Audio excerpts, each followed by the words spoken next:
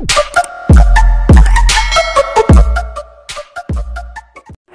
mga master! Welcome back again to our channel. Panibagong araw, panibagong kabanata na naman ang pagsumasumay natin ngayong araw na ito. At kung bago ka sa ating channel, pag-click ang subscribe button and hit the notification bell para updated kayo sa ating mga susunod na videos. So mga master, bago natin simulan ang ating kabanata ngayong araw na ito, huwag po sana natin skip yung ads mga master, no, dahil malaking bagay na po yan sa ating munting channel.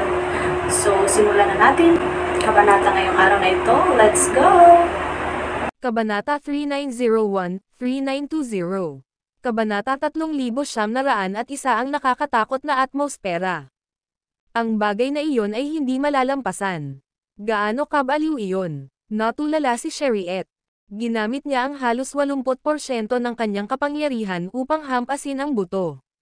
Ang gayong matinding kapangyarihan ay makakabasag ng isang pirasong bakal na pinalakas ng espiritual na linya ng ley sa mga piraso. Gayunpaman, hindi ito nagkaroon ng anumang epekto sa hindi kanais-nais na hitsura ng sunog na buto. Ito ay magiging isang mahusay na material para sa isang mid-range na armas. Biglang lumabas ang boses ni Larissa mula sa likuran. Tingnan mo ang mga buto. Mabilis. Tumingin si Sherriette sa direksyon na itinuro ni Larissa at napansin ang isang malakristal na buto na may kulay dilaw na kulay. Pinulot ni Larissa ang buto, at dahil sa curiosity, itinulak niya ito sa sunog na buto. Click! Kasunod ng isang malutong na tunog na nagmula sa banggaan, ang sunog na buto ay nabasag sa mga piraso. Nagulat si Sherriette. Ginawa bang alabok ng dilaw na buto ang sunog na buto na hindi ko winasak? Mukhang magkaiba ang ningning ng dalawang buto, kaya iba rin ang tigas nito, sabi ni Larissa. Agad niyang pinasadahan ng tingin ang paligid, umaasang mahahanap niya ang iba pang mga buto na may katulad na ningning. Mabilis, nakakita ang dalawang babae ng ilang malalaking buto na may parehong kinang. Naniniwala sila na ang mga butong iyon ay kabilang sa isang uri ng hayop. Sa lahat ng mga buto, ang bungo ang pinaka-napanatili, at ang nakausli at matutulis na mga sungay nito ay pambihirang translucent. Sa isang sulyap, maaaring isipin ng isang tao na ang mga buto ay naligtas mula sa pag-atake ng langit na kulog, ngunit pagkatapos na pag-aralan ang mga ito ng mabuti, napagtanto ni na Sherriette at Larissa na may dumadaloy na kuryente. Ang ibabaw, isang network ng nakakatakot na enerhiya ng kidlat ang nabuo sa paligid ng mga puting buto. Sa sandaling ang dalawang babae ay lumapit sa mga buto, ang walang patawad na enerhiya ng kidlat ay agad na tumama sa kalasag ng enerhiya. Umuwi ka, babala ni Sherriette sa seryosong boses. Lumayo si Larissa sa mga buto. Alam nila na ang enerhiya ng kidlat mula sa mga puting buto ay magdudulot ng matinding pinsala sa kanila. Baka mawalan pa sila ng buhay sa sobrang paglapit sa buto. Ang pagkakaiba sa pagitan ng dilaw at puting buto ay magkahiwalay. Ang mga butong ito ay maaaring sub-divine bones. Si Sherriette ay gumawa ng ligaw na hula. Sumang-ayon si Larissa. Sa isang malungkot na ekspresyon, sinabi niya, ipagpatuloy natin ang paghahanap para sa mas makapangyarihang divine bones. Bagamat nababalot ng takot si Larissa, kailangan pa rin nilang ipagpatuloy ang pangangaso para sa divine bones. Sa halip na ipagsapalaran ang kanilang buhay para sa sub-divine bones, determinado silang hanapin ang pinaka-hindi magagapi na divine bones. Pagkatapos ng maikling talakayan, nagpasya ang dalawang babae na palawigan ang kanilang paglalakbay sa Arctic Lake. Sa takot na baka magising nila ang mystical na nilalang sa Dragon's Grave Valley, pinigil nila ang kanilang hininga at humakbang ng maingat hanggat maaari. May chismis na ang isang misteryosong nilalang na malayang sumisid sa Sea of Heavenly Thunder ay gumagala sa paligid ng Dragon's Grave Valley. Ang pag-iisip ng pagkabunggo sa mystical na nilalang ay naging sanhi ng panginginig ni na Sherriette at Larissa. Ang takot sa hindi alam ay talagang ang pinakamasama. Buzz. Habang papalapit sila sa lawa, mas lalo silang natakot, dahil naririnig nila ang hagong ng kuryente. Bagamat pinoprotektahan sila ng kalasag ng enerhiya mula sa agos ng kuryente, naramdaman pa rin nila ang panginginig sa kanilang mga gulugad. Sa puntong iyon, nais nilang tumakas. Kung hindi sila binigyan ni Levi ng utos, hinding-hindi sila matutuntong sa isang mapanganib na lugar. Dumagundong. Biglang, isang bahid ng kidlat ang bumalot sa kalangitan, na nagpapaliwanag sa buong Arctic Lake. Hindi maiwasang manginig sina Sherriette at Larissa. Inakala ng dalawang babae na ang kidlat na umiikot sa ibabaw ng lawa ay nagbago ng landas at sinisingil sila. Matapos itagilid ang kanilang mga ulo upang tumingin sa direksyon ni Levi, napansin nilang nakatayo pa rin siya sa parehong lugar, tila isang Diyos ng digmaan na naghihintay sa kanyang kaaway. Tara, tayo na. Nagpalitan sila ng tingin para palakasin ang kanilang kumpiyansa. Matapos maubos ang bawat onsa ng kanilang enerhiya, sa wakas ay dumating sina Sherriette at Larissa sa gilid ng Arctic Lake. Ang video na ito ay edited by Urban Storytelling. Kabanata 3902 top-notch Divine Bones. Napahinto ang dalawang babae sa kanilang kinatatayuan. Ang nakakagulat na tanawin sa harap nila ay nagpabuntong hininga bilang tugon. Ang Arctic Lake ay ganap na naiiba kapag naobserbahan ng malapitan kaysa sa malayo. Dati, ang kakaiba ng ibabaw ng lawa ay nakakuha ng kanilang pansin, habang ang pagkabalisa at takot na kanilang naramdaman kapag papalapit sa lawa ay dahil sa langit na kulog. Gayunpaman, kapwa natulala sina Sherriette at Larissa sa kahangahangang tanawin pagkatapos nilang matingnan ng malapitan.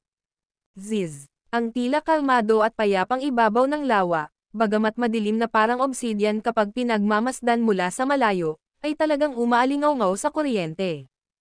Hindi ito ordinaryong lawa, ito ay isang lawa ng kulog. Ang tubig ng lawa ay mukhang itim mula sa malayo, ngunit ngayon ay tila ang lahat ng ito ay isang optical illusion. Napaungol si Sherriette. Gayunpaman, sa masusing pagsisiyasat, ang tubig ay talagang nakikita, at malinaw na nakikita ng isa ang mga 3 metro sa ilalim ng ibabaw. Mahirap alamin kung ano ang nasa ibaba nito dahil malalim ang lawa. Hindi lamang iyon, ang temperatura ng lawa ay hindi karaniwang mababa.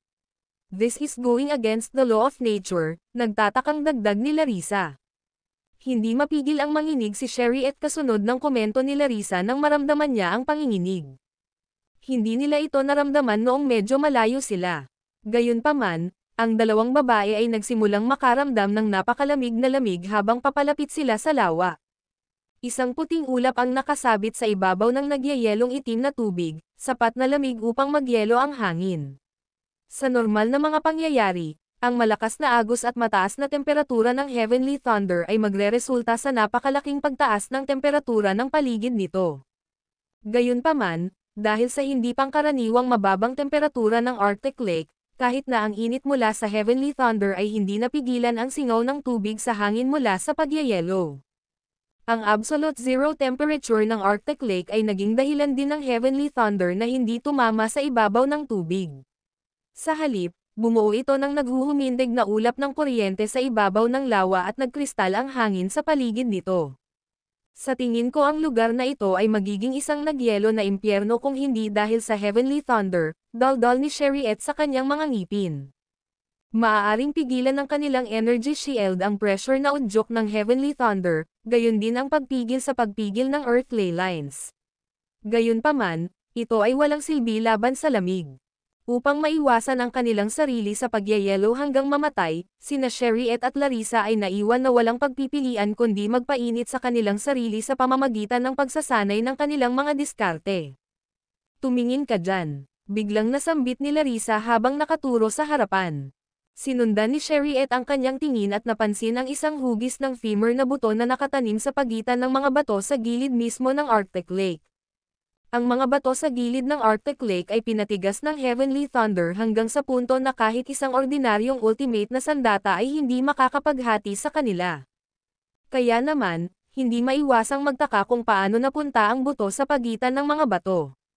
Bukod dito, ang buto ay kumikinang sa isang makulay na kinang nang sumikat dito ang araw, na bumubuo ng isang mapang-akit na ulap ng kuryente sa paligid nito. Ang malakristal na buto ay may divine glow dito, na nagmumula sa isang misteryosong aura. Para bang ang Katanji tanging malakristal na istruktura ay inosculated sa kalikasan, na nakakaakit sa sinumang nagligtas ng isang sulyap dito. Kahit na walang ideya si Sherriette kung ano ang hitsura ng tunay na divine bones, ang buto na nasa harapan niya ay angkop sa kanyang larawan kung paano dapat maging isang divine bone. Iba ito kay Larissa. Galing sa isang super sect tulad ng Eclipse, nakita niya ang kanyang fair share sa lahat, at maswerte siyang nakakita ng maliit na piraso ng divine bone noon. Gayunpaman, Namutla ito sa kaibahan ng buto sa harap niya. Maliwanag na ang maliit na piraso ng Divine Bone na nakita niya ay walang halaga kumpara sa kahangahangang nauna sa kanya. Ito ay talagang isang top-notch na Divine Bone. Bulalas ni Larissa. Natuwa rin si Sherriette. Hindi niya inaasahan na magiging maayos ang mission. Ang video na ito ay edited by Urban Storytelling. Kabanata 3903 Hindi makalapit sa Divine Bones. Lalong natuwa si Sherriette matapos kumpirmahin ni Larissa ang kanyang hula. Nang makitang natapos na nila ang utos ni Levi, sa wakas ay makakaalis na sila sa mapanganib na lugar. Ang dalawang babae ay nagmamadaling lumapit kay Divine Bone. Gayunpaman, ang mga dekuryenteng ulap sa ibabaw ng lawa ay biglang umugang ng makailang hakbang papalapit dito. Pagkatapos, isang nakakatakot na kulog ang tumama sa kanilang energy shield. Kaboom! Ang energy shield ay bumukas, at ang mga panlabas na layer ay nabasag. Hindi lamang iyon, ngunit ang lilang apoy ng kulog ay nagawa ring tumagos sa kanilang kalasag at bumaril mismo kina Larissa at Sherriette. Nagmamadaling dalawang babae ang kanilang mga pamamaraan na ginamit upang ipagtanggol ang kanilang sarili. Gayunpaman, pinalaya sila sa malayo bago bumagsak ng malakas sa lupa. Parehong umubo sina Larissa at Sherriette ng mga subo ng dugo habang humihina ang kanilang mga hininga. Sa kabutihang palad, naayos nila ang kanilang kalasag sa enerhiya sa oras at hindi na nagdusa ng karagdagang pinsala. Kung hindi, hindi sila nakaligtas. Napakalakas ng alon ng enerhiya na iyon. Hindi man lang tayo makalapit sa Divine Bone, natatalo na sabi ni Sherriette habang pinupunasan ang dugong tumutulo sa gilid ng kanyang bibig. Bumantong hininga si Larissa at walang magawa, mukhang ang Divine Bone ay sumanib sa enerhiya ng Arctic Lake, lalo na tila may sariling isip ito. Itinuturing kaming palaban sa tuwing kami ay nasa paligid nito, at aatakehin kami nito ng lakas ng kidlat. Wala nang higit na nakakapanlumo kaysa sa pagiging malapit sa isang malaking kayamanan ngunit hindi ito makuha. Ang enerhiya ng kidlat ng Arctic Lake ay sapat na upang lipulin sina Sherriette at Larissa. Walang halaga ng mga kalasag sa enerhiya ang makakapagligtas sa kanila. Tulad ng inakala ni Larissa, ang Divine Bone ay naging isa sa Arctic Lake. Walang mangyayari kung mananatili sila at hindi susubukang muli ito. Sa kabaligtaran, ilulunsad nito ang enerhiya ng kidlat ng Arctic Lake sa sandaling sinubukan ng sino mang lumapit dito. Dahil sa napagtanto, nagpalitan ng desperadong tingin sina Larissa at Sherriette sa isa't isa. Sa paghusga sa tindi ng enerhiya ng kidlat, inaakala kong walang makakalapit sa Arctic Lake, lalo pat pumunta sa lawa upang maghanap ng iba pang mahiwagang halamang gamot. Mahulog man ang sect leader ng Eclipse sa lawa, natatakot ako na baka mapulbos din siya sa loob ng isang segundo, na pabuntong hininga na sabi ni Sherriette. Hindi naman tumutol si Larissa sa kanyang pahayag dahil umalangaw din ito sa kanyang sariling mga iniisip. Pagkatapos ng lahat, mas maraming Divine Bones ang inilibing ng malalim sa Arctic Lake, at mga bahagi lamang ng femur bone ang nakikita. Ang isa ay kailangang sumisid sa napakalamig na lawa upang matipon ang kayamanan. Nang makitang mahirap nang makalapit sa Arctic Lake, ang pagsisid sa lawa ay mission impossible. Mukhang ang Divine Bone na ito ay nagtataglay din ng mabigat na enerhiya. I think it has integrated lightning energy from the lightning strikes over the years, paliwanag ni Larissa. Ang pagkagalit ay nakasulat sa buong mukha niya. Kahit papaano ay nakalusot sila sa Arctic Lake, natitiyak ni Larissa na kahit ang paghawak sa Divine Bone ay sapat na upang sirain sila. Guro, hindi man lang tayo makalapit sa Divine Bone. Tama, Lord Garrison. Hindi namin madaig ang lakas ng kidlat sa Arctic Lake.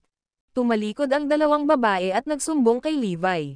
Kaboom! Gayunpaman, bago pa sila makasagot ni Levi, biglang huminto ang dumadagandong na kulog sa kalangitan, at nawala ang mga electric cloud na umaaligid sa Arctic Lake.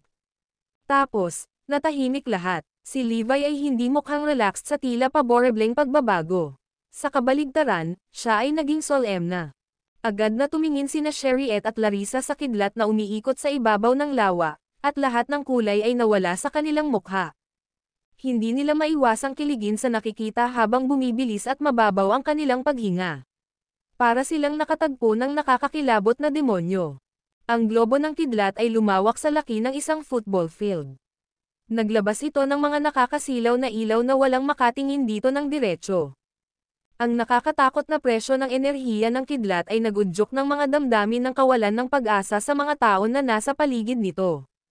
Ang Heavenly Thunder na ito ay maaaring magbigay ng kapahamakan para sa buong mundo. Sabi ni Sherriette habang nag-aalalang tumingin kay Levi. Ang video na ito ay edited by Urban Storytelling. Kabanata 3,904 na Someone in Hiding. Nanginginig ang buong katawan ni Larissa habang matamang pinagmamasdan si Levi. Sa sandaling iyon, ang usapin ng kanyang buhay at kamatayan ay nakasalalay sa kanyang pagdadala sa kanila sa pag-ataking ito. Kung siya ay tapat sa kanyang sarili, si Larissa ay walang tiwala kay Levi. Kahit na si Levi ay may pambihirang kakayahan sa pakikipaglaban, ang higanteng kidlat na globo na lumulutang sa kalangitan ay nakuha ang lahat ng enerhiya ng kidlat mula sa Dragon's Grave Valley.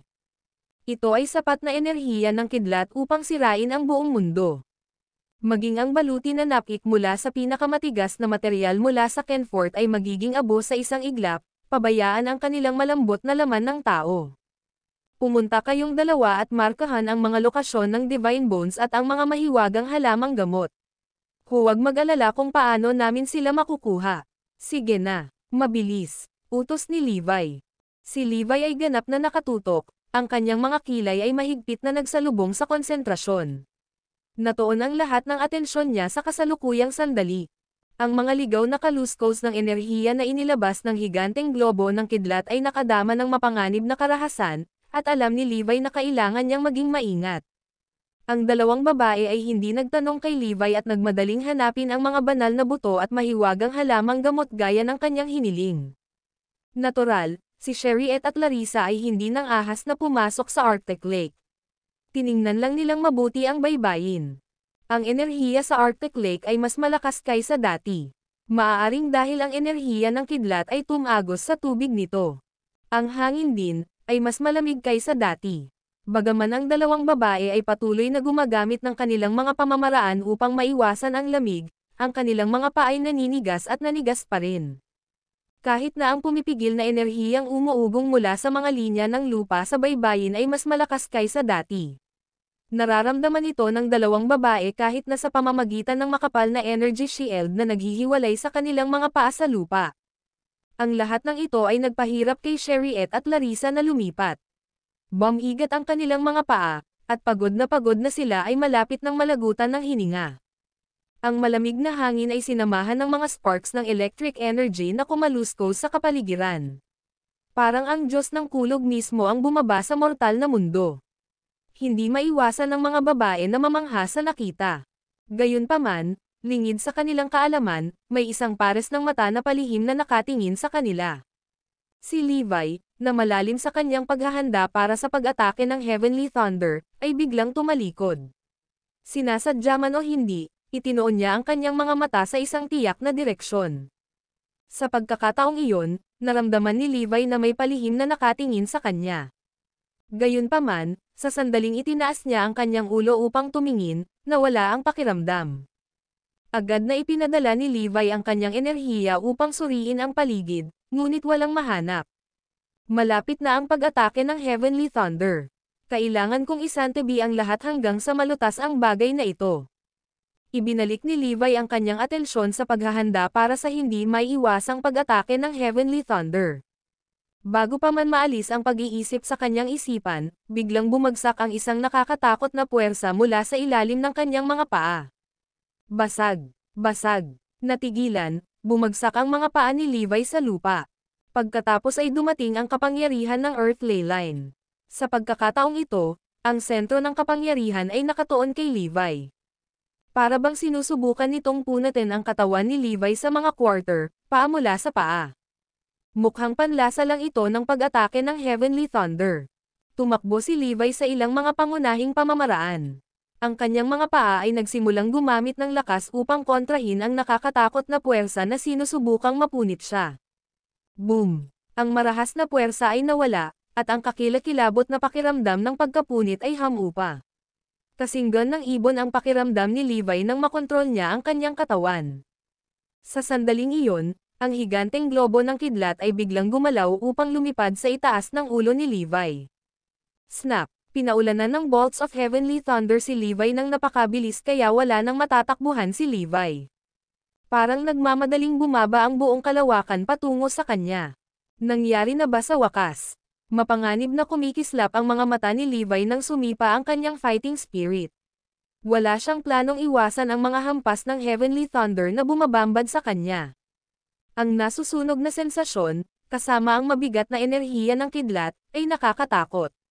Tumakbo siya sa ilang mga diskarte bago tumalon sa hangin, sa gitna ng mga pag-atake. Ang video na ito ay edited by Urban Storytelling. Kabanata 3905 Let Me See Your Strength. Para bang nakulong si Levi sa mundong walang kulay. Ang tanging nakikita niya sa kanyang paligid ay ang mga puting kidlat, nakakapasong mainit at nakakabulag na maliwanag. Kahit na ang mismong tela ng espasyo kung saan umaatake ang heavenly thunder ay nakaka-distort. Ang lakas ng kidlat. Naalarma si Levi nang mapagtantong may matinding kirot na naramdaman niya na nagiging pamamanhid sa tuwing dumadampi ang kidlat sa kanyang balat. Bagamat ang sensasyon ay tumagal lamang ng ilang segundo, hindi pa ito nangyari sa anumang pag-atake ng heavenly thunder. Ito ay sapat na upang ipakita na ang heavenly thunder na pinakawalan ng higanteng lightning orb ay mas dalisay at mas malakas kaysa sa alinmang ordinaryong heavenly thunder. Hindi katakatakang napakatagal upang tipunin ang lahat ng kidlat na iyon. Malamang na tumagal ang lahat ng oras na iyon upang pinuhin at dalisayan ang kapangyarihan ng heavenly thunder upang gawin itong mas nakamamatay. Basag. Sumasayaw ang mga kidlat sa balat ni Levi, na naglalabas ng mga kaluskos ng malakas. Sa sandaling iyon, si Levi, na tumalon na sa ere, ay nakaramdam ng malakas na puwersa na humihila sa kanya pabalik sa lupa. Magiging two-pronged attack ba ito? Nilabanan ni Levi ang puwersa ng buong lakas. Gayunpaman, ang kanyang katawan ay bumaba pa rin ng hindi sinasadya sa isang maikling distansya. Lalong lumakas ang gravity ng puwersa ng paghila habang papalapit siya sa lupa. Kasabay nito, ang higanteng globo ng kidlat ay nagpakawala ng pangalawang alon ng heavenly thunder pababa sa kanya. Bawat kidlat ay nagbabanta na ibagsak si Levi sa lupa. Kinabahan si Levi. Hindi niya inaasahan na ang linya ng Earthley at ang heavenly thunder sa Dragon's Grave Valley ay makikipag-ugnayan sa isa't isa sa ganoong paraan. Para bang lahat sila ay may espiritual na kaalaman. Ang ganitong kooperatiba at mapanirang pag-atake ay inilunsad sa sinumang nilalang na nakagambala sa balanse ng enerhiya ng lugar na ito upang maibalik ang balanse. Sa sandaling iyon, walang alinlang ang nagkasala si Levi sa pagsira sa balanse. Gayunpaman, pagkatapos makatiis sa unang alon ng kidlat, tumaas ang pisikal na lakas at bilis ni Levi. Ang epekto ay mas malaki kaysa sa metamorphosing sa isang malaking linya ng Dragon Lay, na dumating bilang isang kaaya-ayang sorpresa kay Levi. Bagamat may mga panganib sa paglaban sa isang pag-atake ng Heavenly Thunder, ang mga benepisyo ay sulit sa pagsisikap. Gusto kong makita kung gaano kalakas ang Heavenly Thunder. Lalapitin mo pa ako. Inipon ni Levi ang lahat ng kanyang lakas at tumalikod para harapin ang barrage ng Heavenly Thunder na sumusugod sa kanya. Si Larissa at Sherriette naman ay malalim pa rin sa paghahanap. Gayunpaman, ang thrum ng mga kapangyarihan ng linya ng Lay sa ilalim ng kanilang mga paa ay masyadong matiis. Buong lakas nilang iangat ang kanilang paa para makahakbang ng isang hakbang. Sa bandang huli, nahirapan din silang gumalaw. Pakiramdam ko ay isang sinaunang halimaw na nakahiga sa ilalim ng lupa ay nagbabantang masira sa ibabaw anumang oras. Ang lakas ng linya ng Lay ay nagpaikot-ikot at pumangit sa kanilang mga energy shield hanggang sa ilang layer ay talagang nabasag. Noon nagsimulang magpanik ang dalawang babae. Gayunpaman, sa sandaling iyon, ang buong atensyon ni Levi ay nakatuon sa paglaban sa pag-atake ng Heavenly Thunder. Wala siyang panahon para ayusin ang mga energy shield para sa mga babae. Napakalakas ng linya ng Lay. Hindi na yata kaya ng katawan ko. Sigaw ni Sherriette. Nanginginig ang boses niya sa pagod. Si Larissa ay hindi gaanong mas malakas kaysa kay Sherriette. Ang lakas ng linya ng Earthley ay tila pinupunit siya, at lahat ng kanyang pagsisikap na labanan ay walang epekto dito. Basag. Ang tunog ng pagkabali ng buto ay mabilis na sinundan ng mataas na sigaw ni Sherriette. Dinaig siya ng puwersa at nagdulot ng bali sa kanyang binti. Nang malapit ng matabyunan ang dalawang babae ay biglang naglaho ang puwersa na parang nasa kanilang imahinasyon ang lahat. Whoosh! Ramdam ng mga babae ang kapangyarihan ng Earth Ley Line na dumadaloy sa direksyon ni Levi. Parang may kumukuha ng kapangyarihan ng lupa sa linya palayo sa kanila at patungo kay Levi. Malapit na iyon. Hinaplos ni Sherriette ang kanyang kanang binti, at ang matinding sakit ay bumaon sa kanyang katawan. Mabilis siyang kumuha ng elixir na agad namang naibsan ng sakit. Hindi tayo dapat magtagal dito. Malayo pa tayo, mungkahi ni Larissa. Tumanggaw si Sherriette bilang pagsang-ayon. Siya rin, hindi na naglakas loob na magtagal pa. Ang alaala ng nakakatakot na puwersa ay patuloy pa rin sa kanya. Ang video na ito ay edited by Urban Storytelling. Kabanata 3906 ang tunay na lihim. Tumakas ang dalawang babae hanggang sa halos 30 metro ang layo nila kay Levi. Noon lang nabawasan ang pressure mula sa Earth Ley Line. Siyempre, ang enerhiya nito ay naruroon pa rin, ngunit hindi ito sapat na makapangyarihan para saktan ang kanilang mga katawan. Nagtataka ako kung kumusta na si Master, sabi ni Larissa na may pag-aalala. Natahimik si Sherriette saglit bago siya nagsalita. Walang Heavenly Thunder dito, kaya ligtas pa rin si Lord Garrison sa ngayon. Dahil doon, napatingin sila sa napakalaking bola ng kidlat sa di kalayuan. Ang puting liwanag mula sa kuryente ay nagmistulang baligtad na Milky Way, at si Levi ay natatakpan dito. Sa kabila ng napakalayo sa pinanggalingan, ramdam pa rin nila ang kapangyarihan nito. Sana makaalis siya dito ng ligtas. Nanalangin sila ng parehong panalangin sa kanilang mga puso, bahagyang upang tiyakin sa kanilang sarili na magiging maayos si Levi. Samantala, si Levi ay napapaligiran ng mga kulog na nagtatangkang sirain ang kanyang katawan. Gayunpaman, salamat sa mga pangunahing pamamaraan, ang mga Thunderbolts ay nagpapalakas lamang sa katawan at mga meridian ni Levi. Para bang napagtanto na ang pag-atake nito ay nag-backfired. Ang lightning orb ay nagpapataas ng dalas ng mga pag-atake nito.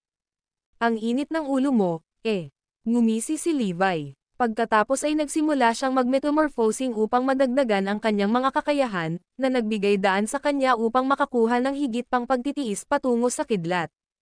Pati ang nakakamanhid na sensasyon ay nawala. Ngayon alam ko na kung bakit ang dagat ng Heavenly Thunder na ito ay patuloy na lumalakas at tumatangging mawala. Biglang nagkaroon ng epiphany si Levi. Ang pinagmulan ay maaaring ang Earth Ley Line sa ilalim ko. Kung tama ako, ang lugar na ito ay dapat magkaroon ng isang hindi kapani-paniwalang malakas na linya ng espiritual na ley.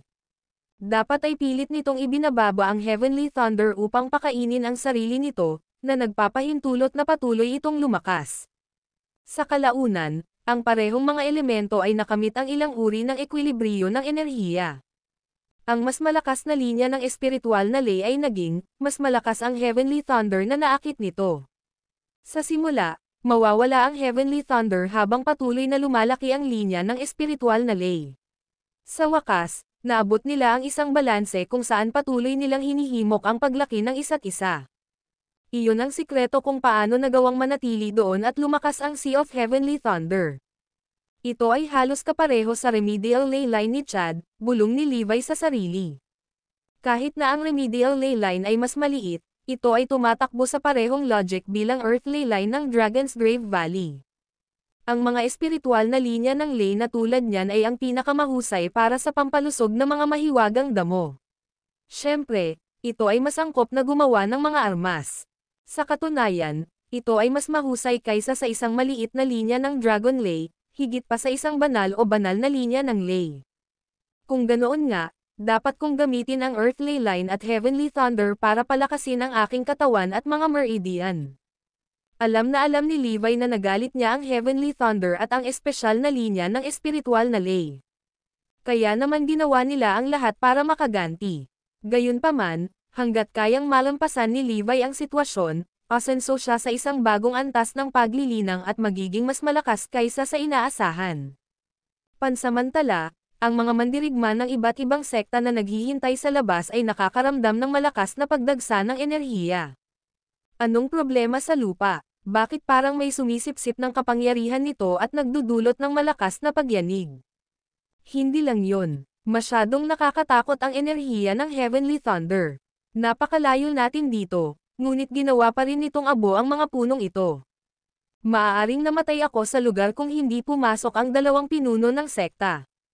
Nararamdaman nila ang enerhiya ng Earth Ley Line na nagmamadali patungo sa core area ng Dragon's Grave Valley. Kasabay nito, naramdaman nila ang kapangyarihan ng Heavenly Thunder, lalo na ang bola ng kidlat na kumikinang sa di kalayuan na para bang dinudurog nito ang buong lambak. Iyon ang eksaktong dahilan kung bakit inutusan ng dalawang lider ng sekta ng Eclipse ang lahat ng kanilang mga miyembro na umatras sa isang lugar na mahigit 100 kilometro ang layo. Sa kasamaang palad, ang ilang mas mabagal na mandirigma ay tinamaan ng mga natitirang alon mula sa Heavenly Thunder. Ang video na ito ay edited by Urban Storytelling. Kabanata 3,907 nakasalalay kay Levi ang kanilang kaligtasan. Samantala, si Floyd ay sumusulong din ng napakabilis. Gayunpaman, siya ay nalito dahil hindi siya nakatagpo ng anumang mga hadlang.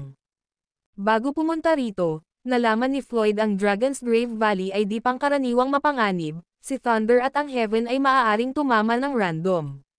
Iyon ang dahilan kung bakit maraming manlalaban ang hindi na bumalik sa sandaling pumunta sila doon. Talaga bang nakakatakot ang Dragon's Grave Valley gaya ng inilalarawan ng mga chismis? Nanunuya siya sa puso niya. Sa mismong sandaling iyon, ang tanging nararamdaman niya ay ang pagpigil ng enerhiya mula sa lupa.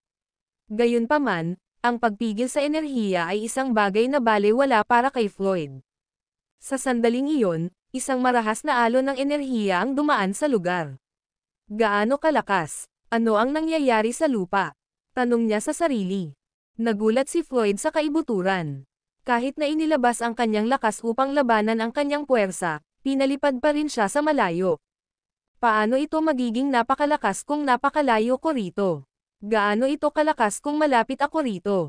Hindi nakaimik si Floyd sa gulat. Noon lang, nakita niya ang nakasisilaw na mga ilaw na bumukas mula sa higanteng bola ng kidlat sa di kalayuan.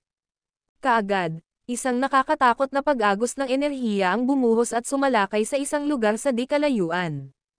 Gawa ba ito ni Master? O si Master ba ay inaatake ng Heavenly Thunder? Sa sobrang pag-aalala tungkol sa sitwasyon ni Levi, nagpasya si Floyd na ipagpatuloy niya ang pagmamadali patungo sa pangunahing lugar.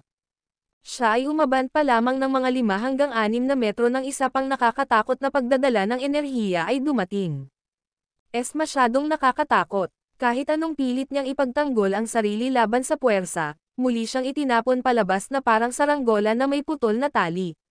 Hanggang sa napaatras siya ng humigit kumulang 30 metro bago niya nagawang patatagin ang sarili.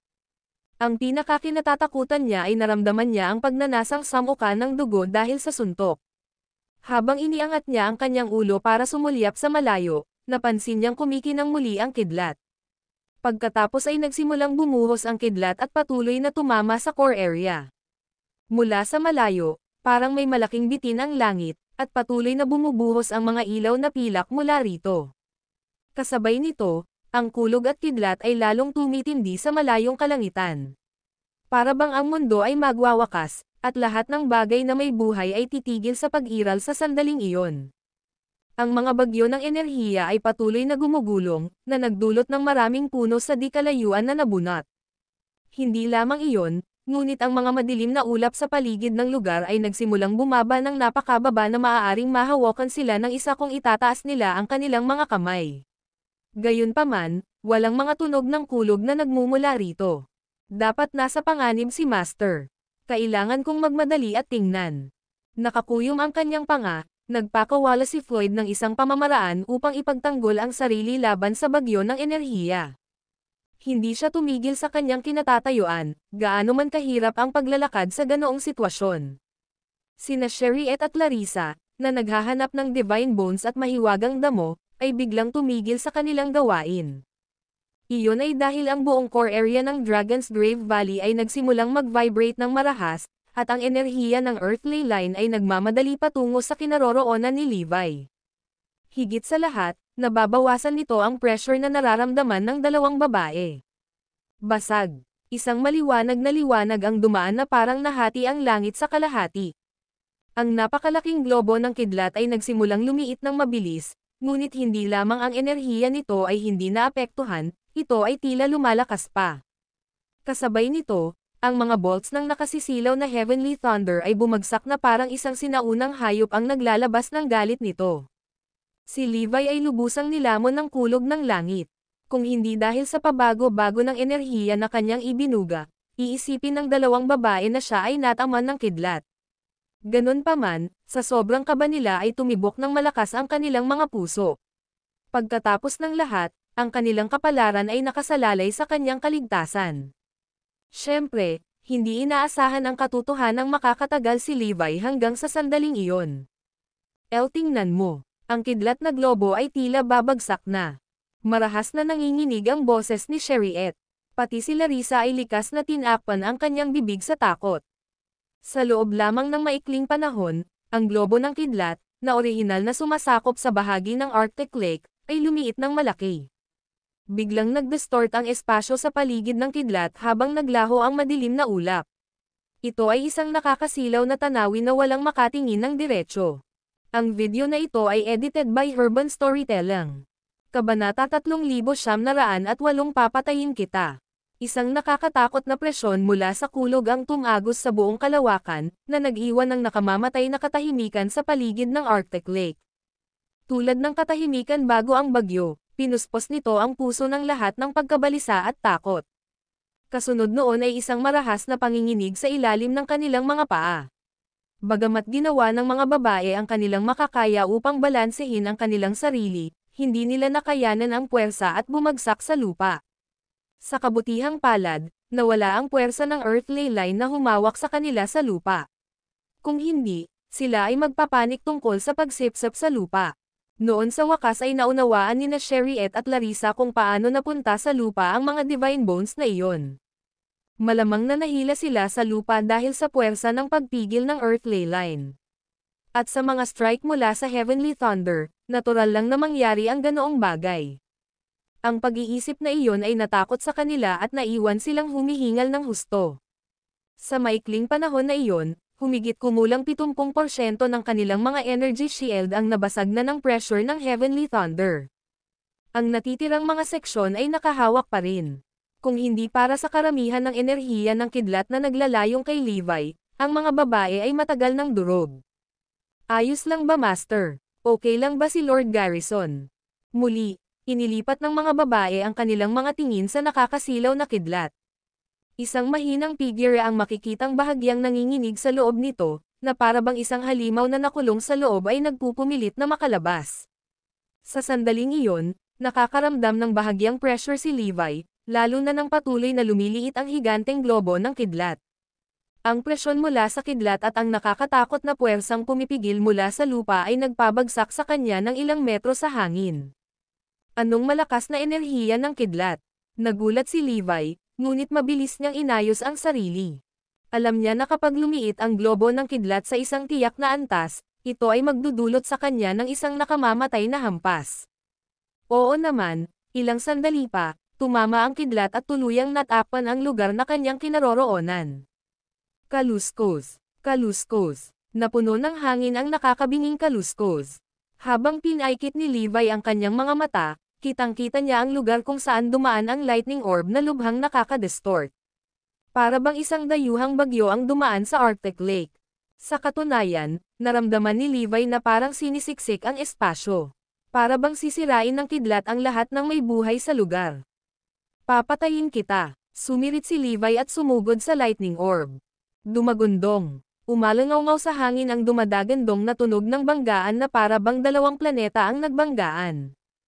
Agad na bumaril ang mga spark sa iba't ibang direksyon, at ang mga alon ng enerhiya ay dumaan sa lugar, na iniwan ang lugar na tila isang piraso ng gusot na papel. Ang magkabilang panig ay nanatili sa isang hindi pagkakasundo ng halos 30 segundo bago bumagsak si Levi at tuluyang bumagsak sa lupa. Bumagsak. Ang mga durog na bato ay lumipad mula sa lupa, at ang lugar kung saan unang tumama ang kidlat ay naging alikabok. Kahit na ganoon kalakas ang katawan, nararamdaman pa rin ni Levi ang matinding sakit. Napakaraming parte ng katawan niya ang bakat dahil sa pagkahulog. Gayunpaman, hindi iyon ang katapusan nito. Ang nakakatakot na globo ng kidlat ay hindi nawala sa epekto. Kapansin-pansin, ito ay tila may espiritual na kahulugan. Paulit-ulit itong nagpalit ng anyo para balutin ang katawan ni Levi at atakihin siya sa bawat direksyon. Kasabay nito, parang nakipag-ugnayan ang lightning orb sa Earth Ley Line, biglang sumabog ang enerhiyang kanina pa naipon ng huli at pinigilan ang mga binti ni Levi. Nagtutulungan kayong mabuti, ha? Ungol ni Levi, hindi natutuwa sa sitwasyon. Sa kabila ng paggamit ng kanyang kapangyarihan ng 2 beses, hindi pa rin siya makawala sa pagpilit ng Earth Ley Line. Siyempre, karamihan ay dahil sa hindi kapani-paniwalang puwersa ng lightning orb. Ang lakas lang ng Earth Ley Line ay hindi sapat para pigilan si Levi. Ito na ang sandali upang subukan kung ganap kung makakapag-metamorphose. Sa isang sigaw, mabilis na ipinadala ni Levi ang kanyang diskarte at pinayagan ang enerhiya ng kidlat na pumasok sa kanyang katawan. Ang video na ito ay edited by Urban Storytelling. Kabanata 3909 ang pinakamakapangyarihang pag-atake.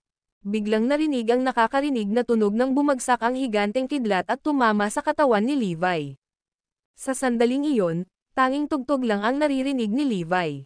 Wala siyang narinig mula sa kanyang paligid. Sa sandaling iyon, isang bolt ng Heavenly Thunder na napakainit at napakalakas na tila sinunog ang lahat ng nataman nito kay Levi. Parang gusto niya nitong punatan. Ang Earth Ley Line ay hindi rin nagpapadali sa sitwasyon ni Levi. Nang tuluyang nabali ang kanyang mga binti mula sa lupa, mabilis na pinigilan sila ng linya ng Earth Ley. Oh, anong perpektong timing! Naiwan na walang pagpipilian, nailipat lamang ni Levi ang kanyang atensyon upang harapin ang puwersa ng Earth at linya na humihila sa kanya pababa. Basag. Noon lang, parang napunit ang espasyo. Maging si Levi ay nagsimulang makaramdam ng sakit. Kasabay ng pinakamalakas na pag-atake ng lightning orb kanina, nagsimula na siyang mamanhid sa buong katawan, at ang tindi pa rin.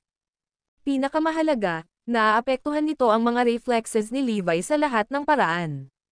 Gayunpaman, ang enerhiya ng kidlat ay patuloy na umaatake ng tuloy-tuloy, hinahanap ang bawat pagkakataon na tamaan siya.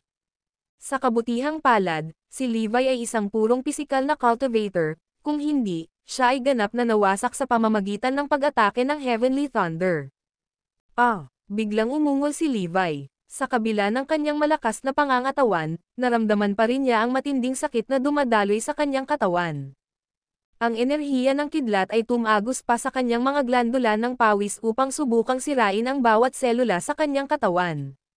Samantala, lumakas ang kapangyarihan ng Earth Ley Line, na para bang ihihiwalay nito ang mga binti ni Levi sa kanyang katawan.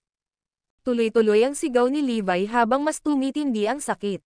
Nang naisip ni Levi na ang kalahati ng Super Heavenly Thunder ay nangyari, isang espadang tubig na kasing kapal ng braso ng isang matandang lalaki at bumaril mula sa kalmadong tubig ng Arctic Lake. Ang Water Sword ay may mga sparks na nagmumula dito habang dala nito ang parehong nakakatakot na enerhiya ng kidlat. Ang dapat pansinin ay ang Water Sword ay nagmula sa isang nakakapanghinang buto, pag-alit na aura na tila kaya nitong gawing yelo ang lahat ng nahawakan nito. Samantala, ang enerhiya ng kidlat ay naglalabas ng nakakapasong init, na nagpapataas ng temperatura ng nagyelo sa lugar at sa wakas ay naging sanhi ng pagkabasa nito dahil sa matinding pagbabago sa temperatura. Whoosh! Ang espadang tubig ay bumaril at nakatutok sa puso ni Levi. Nanliit ang mga mata ni Levi nang mahinuha niya ang totoong intensyon ng Water Sword. Napagtanto siguro ng Heavenly Thunder na ang katawan ko ay mas malakas kaysa sa isang ordinaryong tao, kaya pinaplano nitong i-freeze ako gamit ang espada at pagkatapos ay painitin ako pagkatapos nito. Kahit sino, gaano man sila kalakas, ay mamamatay sa ilalim ng matinding pagbabago sa temperatura. Dragon's Grave Valley's Heavenly. Walang katulad talaga si Thunder. Maaari itong aktwal na gumana sa linya ng Earth Ley at Arctic Lake upang makagawa ng napakalakas na pag-atake, bulalas ni Levi sa loob, humanga sa pagtuklas.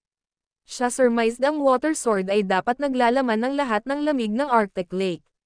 Kaya naman, nanumpa siya na mag-iingat ng husto, kung hindi, ang kanyang buhay ay maaaring nasa kakilakilabot na panganib.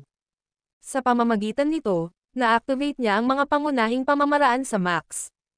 Ang katotohanan ay, hindi siya kailanman naglagay ng labis na pagsisikap kapag nakikitungo sa mga manlalaban noong nakaraan. At ngayon, inilalagay niya ang lahat para labanan ang kombinasyong pag-atake mula sa Heavenly Thunder. Nang mapansing aabot sa kanya ang water sword sa isang kisap mata, nagpasya siyang harapin ito sa pamamagitan ng pagpayag na makapasok sa kanya ang matinding lamig nito upang pigilan ang panlabas na suson ng kanyang katawan na lalong tumigas. Basag. Sa isang malakas na kaluskos, nabasag ang espada ng tubig. Sa huli, ilang pulgada na lang ang natitira sa orihinal nitong haba, na ilang talampakan ang haba. Sa wakas, ito ay tuluyang nabasag. Samantala, paurong paatras si Levi, hinihingal ng maramdamang muli ang matinding sakit sa kanyang katawan. Hindi niya inaasahan na ganoon kalakas ang espada ng tubig. Natigilan si Levi, lalo na nang maramdaman niya ang panlalamig. Pakiramdam niya ay naging ice sculpture siya. Pati mga paa niya ay naninigas. Halos hindi na siya naka-recover dito matapos ay activate ang kanyang basic technique sa ilang oras. Kunin mo ito. Umungol si Levi at nagpakawala ng malakas na enerhiya mula sa kanyang katawan. Ang video na ito ay edited by Urban Storytelling. Kabanata 3910 bumalik sa normal. Ang surge ng malakas na enerhiya at ang napakalaking puwersa ng Heavenly Thunder ay tumama sa parehong lugar. Dumagundong. Kasunod ng nakakabinging mga boom, ang itim na bato sa ilalim ng mga paa ni Levi ay nabasag, na nagpapahintulot sa kanya na makawala mula sa puwersang pumipigil sa kanya kaagad. Kasabay nito, tinapakan niya ang lupa gamit ang kanyang mga paa at itinulak ang sarili pataas na parang palaso patungo sa nalalabi ng kalahating dambuhalang globo ng kidlat sa hangin. Swoosh! Patuloy na umaalingaw-ngaw ang marahas na ugong ng kuryente habang bumabalot ang mga electric arc sa katawan ni Levi. Gayunpaman, ang hindi gaanong pag-atake ng kuryente ay hindi na makapagdulot ng malaking pinsala sa kanya. Ang sagupaan ay tumagal ng ilang oras. Sa huli, ang napakalaking globo ng kidlat ay sumuko at unti-unting nagkalat. Si Levi ay lumutang patayo sa hangin na parang sinaunang Diyos ng digmaan na nakatingin sa kanyang mga nasasakupan. Siya radiated isang hangin ng pangingibabaw at regality sa kanyang bawat galaw. Tapos na ba sa wakas? Ungol niya at bahagya pang nibol ang mga kamao niya. Kaagad na umikot ang enerhiya sa loob niya bilang tugon, ngunit sa sandaling kumalas siya sa nakakuyom na mga kamay, agad na nawala ang enerhiya na parang wala doon. Pakiramdam niya ay mas makokontrol niya ang kanyang kapangyarihan kaysa dati, nagagawa niyang manipulahin ang enerhiya sa kanyang katawan sa kalooban ngayon. Kapag tinutukoy ang kalidad ng isang sports car, isang mahalagang parameter na susukatin ay ang oras na kinakailangan para maabot ng sasakyan ang bilis ng paglalakbay na 100 kilometro bawat oras. Sa sandaling iyon, maaaring bumili si Levi sa halos hindi gaanong oras at ganap na mag-decelerate mula sa bilis ng terminal sa isang segundo. Iyon ang estado ng pagkakaroon ng perpektong kontrol sa kapangyarihan ng isang tao. Hindi inaasahan ni Levi na magagawa niya ang gawaing iyon.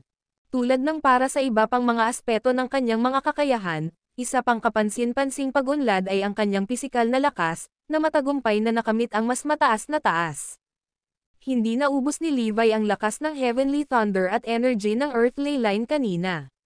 Pagkatapos ng lahat, ang linya ng Earthly ay kapaki-pakinabang sa kanya sa ibang mga paraan. Ang gayong kakaibang linya ng Earthly ay walang alinlangan na ang pinakamahusay na material upang makagawa ng isang tunay na premium na armas. Pagkalipas ng ilang sandali, ang napakalaking globo ng kidlat ay ganap na nakakalat.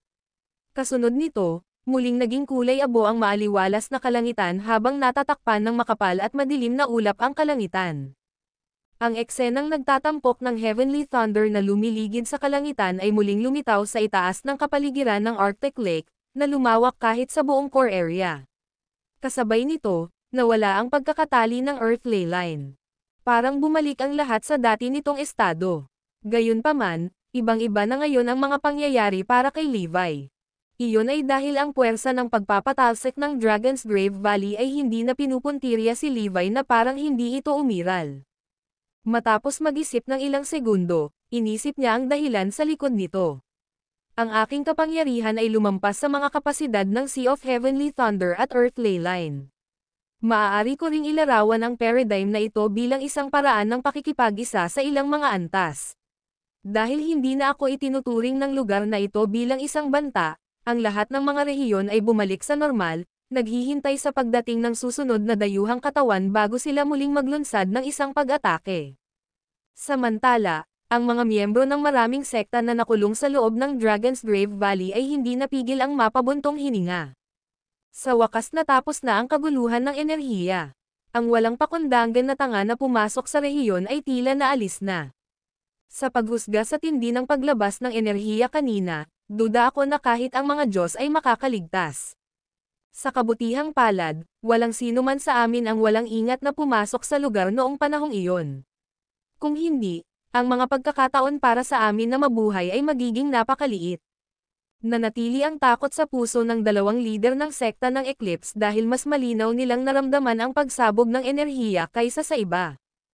Pareho silang walang pag-aalinlangan na agad silang lilipulin ng higanteng globo ng kidlat, kahit na lumaban sila sa pamamagitan ng pagpapakawalan ng lahat ng enerhiya sa loob nila. Kung tayo man ay magdurusa ng napakasamang kahihinatnan, walang paraan na makakaligtas ang pantal na halimaw. Isang katulad na kaisipan ang lumitaw sa isipan ng dalawang pinuno ng sekta. Si Floyd, na nagmamadaling lumipat patungo sa core area, ay biglang huminto. Nasira siya sa pagkawasak nang mapansin niya ang napakalayo na dambuhalang globo ng kidlat na nagwawala. Guro, nabigo akong maabot ka sa tamang panahon, kung tutuusin. Paano ito mangyayari? Bakit mo itinaya ang iyong buhay sa pamamagitan ng pagpunta dito upang maghanap ng kayamanan? Master, pupunta ako para makita ka sa huling pagkakataon. Umiyak si Floyd sa langit. Pagkatapos, hinailan niya ang sarili at nagpatuloy sa pagtakbo pasulong. Gayunpaman, isang kakaibang kababalaghan ang biglang nangyari pagkatapos na si Floyd ay nauna ng ilang hakbang. Ang video na ito ay edited by Urban Storytelling. Kabanata 3911 Bagong Balanse. Natigilan sina Sherriette at Larissa nang makita si Levi na nakabitin sa himpapawid na parang sinaunang Diyos ng digmaan. Gayunpaman, ang kanilang pagkagulat ay namutla kung ihahambing sa paghanga na kanilang kinikimkim kay Levi. Hindi ako makapaniwala na nakaligtas si Master sa ganoong mataas na antas na pag-atake ng Heavenly Thunder. Masyadong nakakatakot ang mga kakayahan ni Lord Garrison. Maging ang dalawang lider ng sekta ay hindi makatagal laban sa isang round ng pambobomba mula sa malaking globo ng kidlat, tama ba? I wonder kung ano na ngayon ang cultivation level ni Lord Garrison. Walang malay na ungol ang dalawang babae. Gayunpaman, nang lalapit na sila sa kanya, kumidlat ang kidlat at kumulog sa kalangitan sa ibabaw nila. Basag. Kaagad pagkatapos, isang napakalaking bolt ng Heavenly Thunder ang nahati sa hangin at bumaril pababa mula sa langit patungo kina Sherriette at Larissa. Nawala ang mga kulay sa mukha ni Larissa nang saglit siyang natigilan at nawalan ng kakayahang mag-isip. Mabilis na kinaladkad ni Sherriette si Larissa, na nagbabalak na iwasan ang pag-atake. Sa kasamaang palad, ang nagbubuklod na puwersa ng Earth Ley Line sa ibaba ng kanilang mga paa ay bumalik nang hindi nila namamalayan. Ang biglaang pag-ulit ng puwersang nagbabawal sa paggalaw ay nagulat sa mga kababaihan, na naging sanhi ng mga ito sa pagsuray at pagbagsak sa lupa. Ay, sigaw ng dalawang babae. Gusto nilang bumangon, ngunit huli na ang lahat, dahil ang nakakatakot na kulog ay malapit nang tumama sa kanilang energy shield sa isang segundo. Si Sherriette at Larissa ay nasa lalim ng kawalan ng pag-asa. Alam nila ang kaunting enerhiyang natitira sa kanilang energy shield. Kahit na ang paglaban sa pagbagsak mula sa Heavenly Thunder ay nakakapagod, hindi pa banggitin. Makatiis ng buong suntok ng Heavenly Thunder. Bukod dito, naubos na ng dalawang babae ang kanilang tibay sa paghahanap ng mga mahiwagang halamang gamot kanina. Ito na ba ang katapusan natin? Ayoko pang mamatay. Napuno ng mga hinaing at kawalan ng kakayahan ang kanilang mga mata. Sa huli, nakamasid na lamang sila habang papalapit ang kulog at walang lakas na naghihintay sa kanilang nalalapit na kamatayan. Sa napakahalagang sandaling iyon, si Levi, na sa una ay nakatayo sa malayo, ay tila nag-teleport sa gilid ng mga babae. Pagkatapos, may nangyaring kakaiba at kahanga-hanga. Ang Heavenly Thunder, na malapit nang tumama sa kanilang energy shield, ay biglang nag-iba ng takbo, tulad ng isang mabilis na sports car na biglang lumihis sa ibang direksyon ng hatakin ng driver ang manibela ng sasakyan, umikot 90 degrees, at tumama sa Arctic Lake. Anong nangyayari? Laking gulat ng dalawang babae sa hindi kapani-paniwalang eksenang iyon na nakalimutan pa nilang huminga sandali. Di nagtagal, ilang streak pa ng Heavenly Thunder, na unang nakatutok sa energy shield, ay nag-career sa labas ng kurso at tinamaan ang ibang mga lugar. Kasunod nito, ang paminsan-minsang Tricolor Thunderbolts ay tumama kay Levi, ngunit kahit na iyon ay hindi nagdulot ng anumang pinsala sa kanya na para bang ang mga ito ay banayad na simoy ng hangin na tumatama sa kanyang balat. Si Sherriette at Larissa, na nananatili sa tabi niya, ay hindi rin naramdaman ang epekto ng pagbagsak ng Heavenly Thunder. Ang kasalukuyang mga pangyayari ay ganap na naiiba mula sa dati kung kailan kahit na ang shockwave mula sa pagbagsak ay maaaring makapinsala sa kanila. Dapat dahil nakapasa ako sa pagsusulit ng Super Heavenly Thunder. Ang Heavenly Thunder sa loob ng Dragon's Grave Valley ay tinanggap na ako at hindi natatanggihan at tangkaing sirain ako. Ang isang katulad na teorya ay dapat ilapat sa pagpapaliwanag kung bakit kayong dalawa ay hindi apektado. Ang Heavenly Thunder ay hindi magta-target ng anumang tao o bagay sa isang tiyak na radius sa paligid ko. Ang enerhiya sa lugar na ito ay nakamit ang isang bagong balanse. Ligtas ka basta kasama kita, paliwanag ni Levi. Nilinaw ni Clarity sina Sherriette at Larissa matapos siyang pakinggan. Sa sandaling iyon, labis na pagtataka at paggalang kay Levi ang bumalot sa kanila. Samantala, binalak ni Floyd na magpatuloy sa pagmamadali patungo sa pangunahing lugar. Sa hindi inaasahan, isang kakaibang kababalaghan ang naganap pagkatapos niyang gumawa ng ilang hakbang pasulong. Ang kaninang kalmado at maaliwalas na kalangitan ay biglang naging makulimlim. Ang kulog ay gamulong sa kalangitan sa susunod na segundo habang ang puwersang nagbubuklod sa ilalim ng kanyang mga paa ay tumindi. Anong nangyayari? Dahil sa pagkalito, mabilis siyang nag-activate ng isang pamamaraan upang mapawalang bisa ang puwersang nagbubuklod at magpatuloy. Sa sandaling iyon, isang bolt ng Heavenly Thunder na kasing kapal ng pakpak ng isang karaniwang nasa hustong gulang ay biglang bumagsak pababa sa direksyon ni Floyd. Banal na shitty. Bakit bumalik ang Heavenly Thunder? Bulalas niya habang mabilis na ginagawa ang lahat ng kanyang makakaya para makaiwas sa atake. Ang nakakapasong Heavenly Thunder ay bumagsak sa lupa, halos masilayan ang mga sulok ng kanyang kamisete sa proseso. Ang video na ito ay edited by Urban Storytelling. Kabanata 3912 bumalik sa kanyang pinag-ugatan.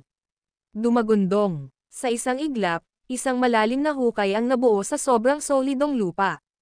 Ang graba at mga bato ay pinalipad. Ang mga shockwave ng Heavenly Thunder ay kumalat sa lahat ng direksyon, kaya dali-dali ni Floyd ang isang energy shield para protektahan ang sarili. Bagamat hindi ito nagdulot ng anumang malaking pinsala, physiological pa rin siyang naapektuhan nito. Malapit na iyon. Sa matinding takot, pinunasan ni Floyd ang malamig na pawis sa kanyang noo. Kung siya ay natama ng Heavenly Thunder kanina, siya ay halos agad na napatay sa kanyang kasalukuyang cultivation level. Bakit biglang lumitaw muli ang Heavenly Thunder? Naguguluhan si Floyd. Kalmado ito, at naging maayos ang kanyang paglalakbay bago iyon. Maganda ang panahon, at maliwanag at maaliwalas ang kalangitan. Gayunpaman, biglang nagkaroon ng malakas na hangin at makapal na madilim na ulap sa tabi ng dumadagandong na kulog ng langit. Maaaring may ilang uri ng problema sa Grave Valley ng Dragon. Kung tutuusin, dati nang narinig ni Floyd na mayroong pare-parehong Heavenly Thunder sa hanay ng Dragon's Grave Valley. Hindi siya nakatagpo ng anumang Heavenly Thunder noong pumasok sa non-core areas dati. Marahil ito ay isang chain reaction na dulot ng pagpasok ni Levi sa core area ng Dragon's Grave Valley. Ang pumipigil na puwersa mula sa lupa ay tumaas din, umaalingaw-ngaw sa Heavenly Thunder. Kahit anong mangyari, kailangan kong pumunta sa core area para tingnan si Master, kahit na naaksidente na siya. Matapos magdesisyon, nagpatuloy si Floyd sa pasulong. Bago pa siya makalakad pa, isa na namang Heavenly Thunder na kasing kapal ng balde ang tumama. Ang bilis nito ay mas mabilis pa sa nauna. Lalamunan nakita. Dahil sa galit, direktang ginawa ni Floyd ang Extreme Devo-uring teknik para harapin ang Heavenly Thunder ng direkta. Gayunpaman, bigla niyang naramdaman na ang enerhiya mula sa Heavenly Thunder ay masyadong matindi habang papalapit ito. Bago iyon, napakahirap na para sa kanya na kainin ang kaunting enerhiya ng kidlat. Higit sa lahat, ito ay lampas sa kanyang kontrol. Masyadong malakas ang enerhiyang taglay nitong Heavenly Thunder. Natatakot akong sumabog at mamatay kapag nalamon ko ito ng padalos-dalos. Sa pag-iisip niyan, nagmamadaling umiwas si Floyd. Ayaw niyang mamatay bago makita si Levi. Naisip niya na hindi na niya kailangang ipagsapalaran ang kanyang buhay upang lumunin ang kulog ng langit, lalo na noong hindi pa niya naipaghiganti si Gloria. Guro, mangyaring manatiling ligtas. Nakabawi si Floyd at nagpatuloy sa pagtungo sa Dragon's Grave Valley sa sobrang bilis. Nakatayo si Levi habang nakatalikod ang mga kamay sa pampang ng Arctic Lake. Kumpara sa dati, tuluyan na siyang nagbago dahil kumikinang ang buong pagkatao niya. Sa partikular, ang ibabaw na layer ng kanyang balat ay parang isang kristal na malinaw na brilyante, na walang kahit isang bakas ng karumihan, dahil ito ay naglalabas ng isang ganap na pakiramdam ng pagiging matigas. Higit sa lahat, hindi siya nagpakawala ng anumang aura sa sandaling iyon, tulad ng isang ordinaryong tao, hindi isang cultivator. Para siyang bumalik sa kanyang pinagmulan. Ang kanyang estado ay parang isang tahimik na dagat, tahimik at payapa kapag walang hangin ngunit may kakayahang wasakin ang mundo sa sandaling ito ay pumutok. Ito ay magiging isang sakuna sa antas ng pagkalipol para sa lahat. Bagamat hindi ko alam kung anong antas na ang naabot ng lakas ni Levi, hindi dapat maging problema para sa kanya na patayin ang dalawang lider ng sekta, naisip ni Larissa. Kung tutuusin, kaya pa ni Levi ang nakakatakot na suntok na nabuo ng pagtitipon ng Heavenly Thunder mula sa lahat ng direksyon sa Dragon's Grave Valley, kaya naniwala si Larissa na kaya niyang labanan ang lahat ng uri ng pag-atake. Kahit na ang Heavenly Thunder at Earth Energy sa buong Dragon's Grave Valley ay pinaamo ni Levi. Dahil mayroon siyang nakakatakot na kapangyarihan, maaari siyang pumunta sa mga pangunahing lugar ng Kenfort ng may kumpiyansa. Namarkahan mo na ba ang lokasyon ng Divine Bones na hiniling kong hanapin mo? Biglang tanong ni Levi. Robot na tumango ang dalawang babae na parang nagising sa panaginip. Ituro mo sa akin ang daan, nakangiting sabi ni Levi. Nagmamadaling pinangunahan ni na Sherriette at Larissa ang daan. Sa kanilang pagtataka, kahit na ang nagbubuklod na puwersa ng linya ng Earthley ay nawala ng walang bakas. Ang video na ito ay edited by Urban Storytelling. Kabanata 3913 Hindi maiisip na mga magical herbs. Hindi lang tayo iniiwasan ng Heavenly Thunder, kundi ang binding force ng Earthley line. Ito ay kahanga-hanga. Napapadali nito ang aming paglalakbay. Excited na bulalas ni na Sherriette at Larissa. Nasa dulo na sila ng kanilang lakas, kaya kung makatagpo sila ng dating antas ng puwersa ng pagkakatali ng Earthley line, maaaring hindi sila makagalaw ng 1 pulgada. Ngayong nawala na ang puwersa, sinamantala nila ang pagkakataong linangin ang kanilang paggaling. Kung hindi ako nagkakamali, ang core ng enerhiya ng Earthley line ay dapat nasa ilalim ng gitna ng Arctic Lake. Sa oras na iyon, nabuo ang kidlat ng higanteng Heavenly Thunder sa lokasyong iyon. Ang pulsating current ay tumaas habang dinadala ang enerhiya ng Earthley line. Kahit ngayon, makikita mo na ang Heavenly Thunders pa rin ang pinakakonsentrado sa lokasyong iyon, sabi ni Levi sa malalim na boses. Tumingin sina Sherriette at Larissa at napansin na medyo nakakalat ang Heavenly Thunders sa iba pang bahagi ng Arctic Lake. Tungkol naman sa lokasyon sa itaas ng gitna ng Arctic Lake, maraming Heavenly Thunders ang nagtipon sa kalangitan, at walang tigil silang humahampas sa lupa.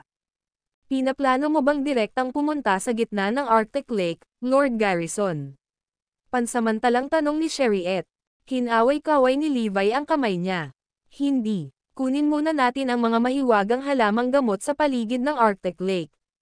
Bagamat karamihan ay may mga subdivine bones sa mga nakapalibot na lugar ng Arctic Lake, sapat na ito upang pinuhin ang iba pang mga armas. Kahit kay Kenfort, karamihan sa mga bagay na iyon ay mahalagang mapagkukunan na walang pangangailangan sa merkado, kaya imposibleng ibigay ito ni Levi. Natural na hindi tatanggi sina Larissa at Sherriette. Hanggat nasa paligid sila ni Levi, ligtas sila. Siya nga pala, guro, nakatala sa isang sinaunang manual na mayroong isang halimaw sa Sea of Heavenly Thunder sa Dragon's Grave Valley at na ito ay mabangis at mapanira. Mas mabuting mag-ingat dahil hindi natin alam kung anong klaseng nakakatakot na spirit beast iyon, magalang na mungkahi ni Larissa. Bagamat napaglabanan ni Levi ang pinakamalakas na suntok mula sa Heavenly Thunder, ang Spirit Beast ay nagmetamorphosing sa Sea of Heavenly Thunder sa buong taon, at ang lakas nito ay hindi maarap. Hindi sigurado kung mas malakas si Levi o ang hayop. Tama, Lord Garrison. Nabasa ko rin ito mula sa isang sinaunang manual. Sinasabing ito ay isang nakakatakot na espiritong hayop na may ilang uri ng sinaunang linya ng dugo. Hindi dapat minamaliit, paalala ni Sheriet. Nakangiting mapang-asar na sabi ni Levi, okay lang. Kapos ako sa isang alagang hayop. Kung maglakas loob itong lumabas, papamuin ko na lang. Napaawang ang bibig ng mga babae. Naisip nila na si Levi ay matapang at nangingibabaw sa pagtrato sa isang sinaunang hayop na parang alagang hayop. Gayunpaman, nabigyang katwiran ng kanyang kakayahan ang kanyang kawalang galang. Bilasan natin at kolektahin ang mga mahiwagang halamang gamot. Udyok ni Levi habang winawagayway ang kamay. Sa sumunod na 3 araw, si Levi at ang iba ay naghanap ng mga mahiwagang halamang gamot sa paligid ng Arctic Lake. Solar Flower, Timber Bones, Frost Divine Bones, Earthy Grass, Deeper Iron. Sa pagtingin sa maraming mahiwagang damo, Divine Bones, at Sub-Divine Bones na umiiral lamang sa mga sinaunang manyawal, masayang nagniningning sina Sheriet at Larissa. Natatakot ako na ang halagang ito lamang ay higit pa sa dami ng Eclipse. Sa partikular, ito ay palaging kalidad kaysa sa dami pagdating sa mahiwagang damo. Tsaka marami din sila dito. Hindi rin namin na-explore ang mga mahiwagang halamang gamot sa kailaliman ng Arctic Lake. Ang halaga na makukuha natin ay hindi maiisip kung gayon. Tuwang-tuwa si Larissa dahil marami siyang nakinabang sa pagsunod kay Levi. Ibinahagi ni Sheriet ang parehong iniisip. Matagal na siyang lubos na humanga sa lakas na ipinakita ni Levi. Naniniwala pa rin siya na ang Astraloon sect ay magiging isang super sect ng mas mabilis sa pagkakaroon ng isang leader tulad ni Levi. Lord Garrison, dahil napakaraming mahiwagang halamang gamot sa paligid ng Arctic Lake, dapat mayroong higit pa sa kailaliman ng Arctic Lake. Mag-e-explore ka na ba doon? Pansamantalang tanong ni Sheriet, dahil sobrang tagal na nila sa paligid. Ang video na ito ay edited by Urban Storytelling. Kabanata 3914 na patay o buhay. Matapos manahimik ng ilang sandali, sumagot si Levi, mabuti pang manatili rito ng ilang araw dahil hindi tayo nagmamadaling umalis sa Dragon's Grave Valley. Nalilito, tanong ni Larissa, balak mo bang ipagpatuloy ang paggamit ng Heavenly Thunder para mag-metamorphose at itaas ang iyong cultivation level, Master? Dahil mas maraming kaalaman at karanasan si Larissa kaysa kay Sheriet, naramdaman niya na kahit natamaan ng Heavenly Thunder si Levi, magdudulot lamang ito ng kaunting epekto sa pagsulong ng huli sa antas ng cultivation. Kaya naman, walang kabuluhan ang patuloy na manatili doon upang mag-metamorphose. Ang metamorphosing sa pamamagitan ng Heavenly Thunder ay may maliit lamang na impluwensya sa pagtaas ng aking kapangyarihan. Tumigil sandali si Levi bago niya biglang iniba ang usapan. Sa kabila nito, ang lugar na ito ay may Heavenly Thunder at Earthly Line, na ginagawa itong mahusay na kapaligiran para sa pag-forging ng mga ultimate weapons. Higit pa rito, mayroong iba't ibang mahiwagang damo sa paligid dito. Hindi madaling dalhin lahat kung plano nating gawin ito. Gayunpaman, kung gagamitin natin ang mga ito upang makabuo ng mga tunay na sandata, maaari nating gamitin ang mga ito ng husto at maiwasan ang pag-aaksaya ng mga ito. Mapait na napangiti sina Larissa at Sheriet sa tugon nito. Sinusubukan niyang i-maximize ang mga paglalakbay na ito sa Dragon Grave Valley. Tulad ng sinabi ni Levi, maaaring kailanganin nilang gumawa ng ilang biyahe pabalik-balik kung gusto nilang dalhin ang lahat ng mahiwagang damo, na magiging isang pag-aaksaya ng oras. Gayunpaman, nangyari ito ng maraming mahiwagang damo upang makagawa ng isang tunay na sandata. Bukod pa rito, hindi nila maalis ang linya ng Heavenly Thunder at Earthly, at ang dalawang bagay na iyon ay perpekto para sa pagbuo ng ultimate. Mga armas. Kaya naman, ang pagbabalik ng limitadong ultimate na armas ay katumbas ng pagdadala ng hindi mabilang na mga mahiwagang halamang gamot kapag matagumpay nilang nalikha ang pinakahuling sandata. Tama, Lord Garrison. Napakatalino ng pag-iisip, guro. Sabay na sambit ng dalawa. Sinabi ni Levi, bukod dito, ang Heavenly Thunder at Earthly Line ay maaaring kumilos bilang tagapagtanggol upang maiwasan ang mga tao na abalahin ako sa paggawa ng mga tunay na sandata. Lubos na humanga sina Sheriet at Larissa sa kanyang mga salita habang pinaplano niyang gamitin ang bawat karagdagang makukuha sa Dragon's Grave Valley. Samantala, Patuloy na sumulong si Floyd sa isang kalunos-lunos na estado. Sa sandaling iyon, halos itim ang buhok ni Floyd, at pinutol ang makapal na baluti sa kanyang katawan. Kitang-kita ang mga sugat at bahid ng dugo sa kanyang nakalantad na mga braso at hita. Ang kanyang aura ay hindi na kasing lakas ng una, tila umabot sa limitasyon ng kanyang pagtitiis. Iniwasan ni Floyd ang Heavenly Thunder habang nagmumura, "Hindi ako makapaniwala na napakarami ng nakakulong Heavenly Thunder na iyon." Isa pa, ang kakaibang lupang ito ay parang pagkakaroon ng ilang dosenang beses na mas malakas na gravity. Nakakapagod na iwasan ang Heavenly Thunder dito. Pakiramdam ni Floyd ay parang inilalagay niya ang kanyang buhay sa linya upang harapin ang pag-atake ng maraming Heavenly Thunder na paulit-ulit sa buong paglalakbay. Naisipan niyang umatras pansamantala, ngunit nakipagsapalaran na siya dito sa napakalayo na distansya, at hindi siya sigurado kung makakatakas siya ng hindi nasaktan. Bilang karagdagan, nais ni Floyd na suriin kung patay o buhay si Levi. Kaya naman desidido siyang magtungo kaagad sa core area. "Gusto kitang makita kahit anong mangyari. Master, papunta na ako." Kinagat ni Floyd ang bala at nagpatuloy sa pagmamadali patungo sa core area. Habang ang Heavenly Thunder ay umuusad at natigil, umiwas si Floyd gamit ang isang pagsuray-suray. Dahil lamang sa kinain niya ang enerhiya mula sa resulta ng Heavenly Thunder na kaya niyang mapanatili ang kanyang lakas upang patuloy na sumulong. Kung hindi, siya ay namatay sa pagod. No wonder yung mga B** dyan ay hindi naglakas loob na habulin ako para makapasok dito. Dapat silang matakot sa mga hampas ng Heavenly Thunder. Anong grupo ng mga wimp? Patawa ni Floyd. Ang totoo, maraming sekta sa ilalim ng Eclipse ang hindi nang ahas na sundan si Floyd dahil takot sila sa Heavenly Thunder. Matapos iulat ng mga mandirigma mula sa maliit na sekta ang sitwasyon sa dalawang pinuno ng sekta, iniutos nilang iwanan si Floyd sa kanyang kapalaran. Bagamat hindi sila sigurado tungkol sa pagkakakilanlan ng mga tumakas sa Dragon's Grave Valley, hindi maiiwasan ang kamatayan para sa huli habang kinakaharap nila ang mga malalakas na pag-atake ng Heavenly Thunder. Kaya naman, halos 5 araw na naghihintay doon sa iba't ibang puwersa. "Lord Slaby, kailangan pa ba nating ipagpatuloy ang paghihintay dito?" Magalang na tanong ni Geraint. Sa buong panahon ng pakikipag-ugnayan, nagtagumpay na si Geraint na makilala ang dalawang pinuno ng sekta. Ang mga saloobin ng dalawang lider ng sekta kay Geraint ay naging mas mabuti pagkatapos na subukang hulihin ang lahat ng kanyang makakaya upang makakuha ng pabor sa kanila. Ang video na ito ay edited by Urban Storytelling. Kabanata 3915 maging isang Empyrean. Kasunod ng tanong ni Geraint, itinoon ng mga pinuno ng ibang sekta ang kanilang atensyon sa dalawang pinuno ng sekta.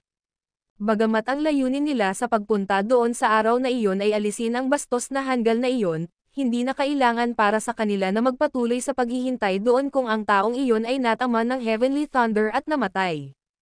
Pagkatapos ng maikling sandali ng katahimikan, iginiit ni Walden, ang nakakatakot na Heavenly Thunder ay nagkahiwa-hiwalay na, at ang ibang mga lugar ay bumalik sa normal. Isinasaad nito na tapos na ang Super Heavenly Thunder.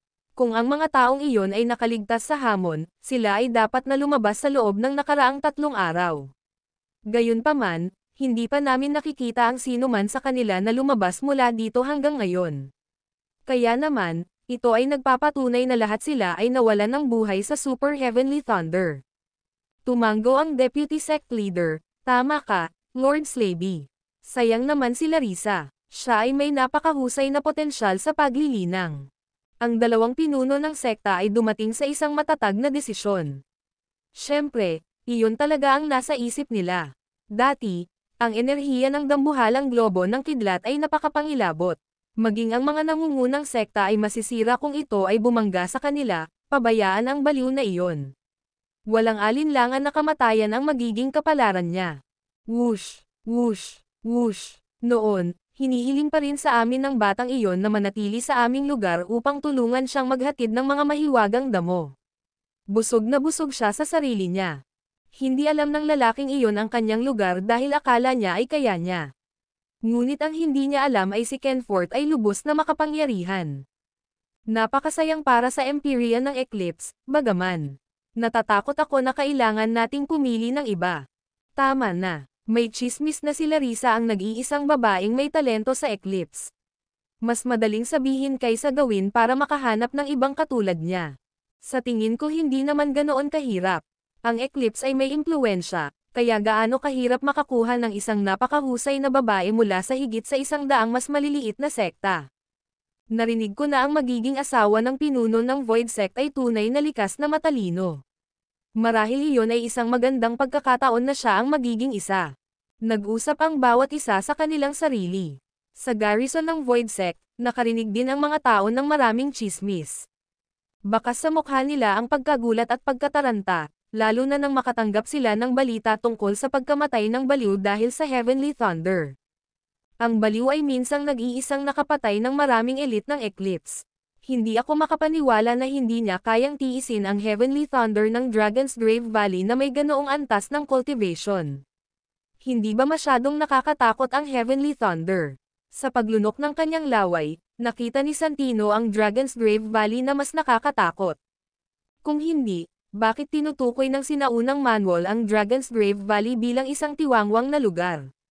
Bukod pa rito, kung isasaalang-alang ang lakas ng napakalaking globo ng kidlat mula sa dati, kahit na ang nangungunang elite na manlalaban ng malalaking sekta ay matatalo kung sila ay personal na pumunta doon.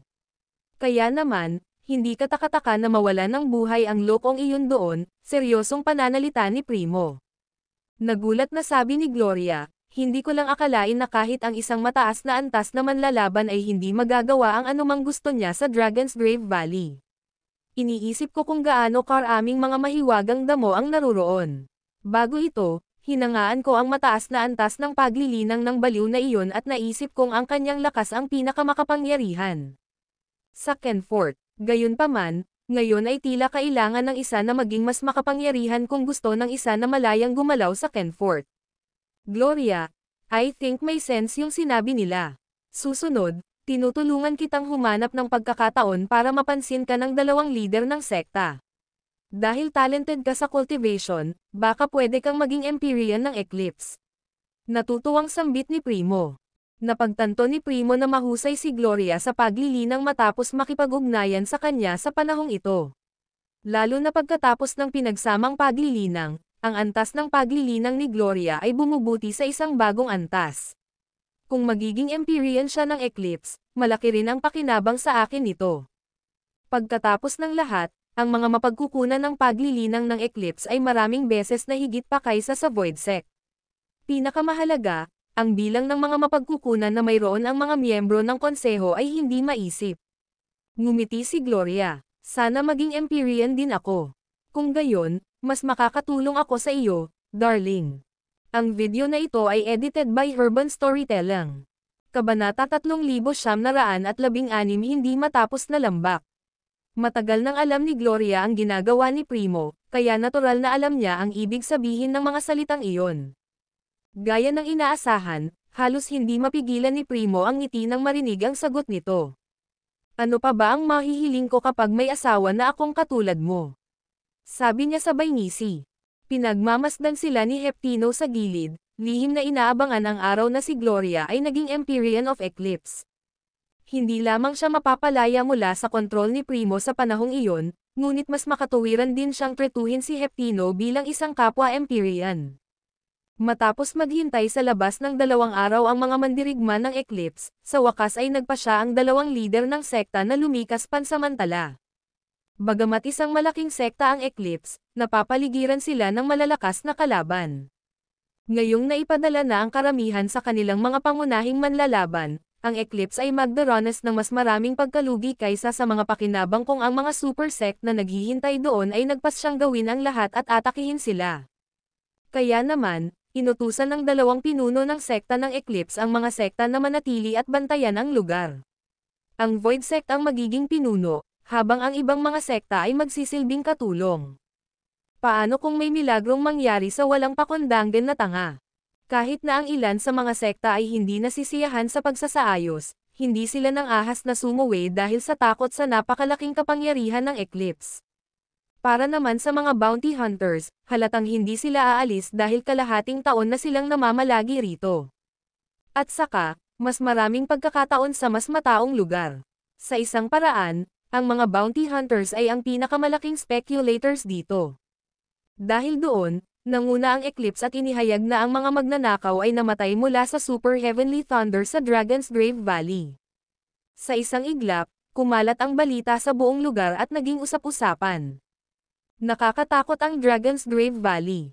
Kahit ang malalakas na magnanakaw ay hindi makatakas dito. Hinding-hindi ako pupunta doon, kahit gaano pa karami ang mga mahiwagang damo nito. Ang buhay ko ang pinakamahalaga. Ni ang mga manlalaban ng eclipse ay hindi nang ahas na pumasok sa lugar na iyon nang walang ingat. Itigil ang pagpapahalaga sa iyong sarili. Kasunod ng anunsyo, ang takot ng mga tao sa Dragon's Grave Valley ay lalong lumalim. Sa sandaling iyon, parang may nagbabadyang kadiliman sa Grave Valley ng Dragon. Samantala, nakuha rin ng Prime Association ang balita na namatay si Levi sa Dragon's Grave Valley. Matagal na nanahimik si Sylvan. Ang tanging nakaya niya ay ang isang mahabang buntong hininga. Akala niya ay kakayanin ni Levi ang Super Heavenly Thunder ng Dragon's Grave Valley at umalis ng hindi nasaktan, kung isasaalang-alang kung gaano kalakas ang huli. Sa hindi inaasahang pagkakataon, nabigo siyang mabuhay. Mr. Weber, medyo malayo ang ginawa ni Levi. Nagawa niyang makuha ang Heavenly Thunder sa Dragon's Grave Valley na magtipon sa isang lugar. Nakakatakot ang Heavenly Thunder. Madali itong tumagos kahit na ang sect protection formation ng isang super sect. Ibig sabihin nakarating si Levi sa core area ng Dragon's Grave Valley. Masyado siyang matigas ang ulo. Paano niya isasapanganib ang kanyang buhay sa ilang piraso ng Divine Bones? Nakakahiya naman. Sa kanyang talento, tiyak na makakamit niya ang mas mataas na antas ng paglilinang.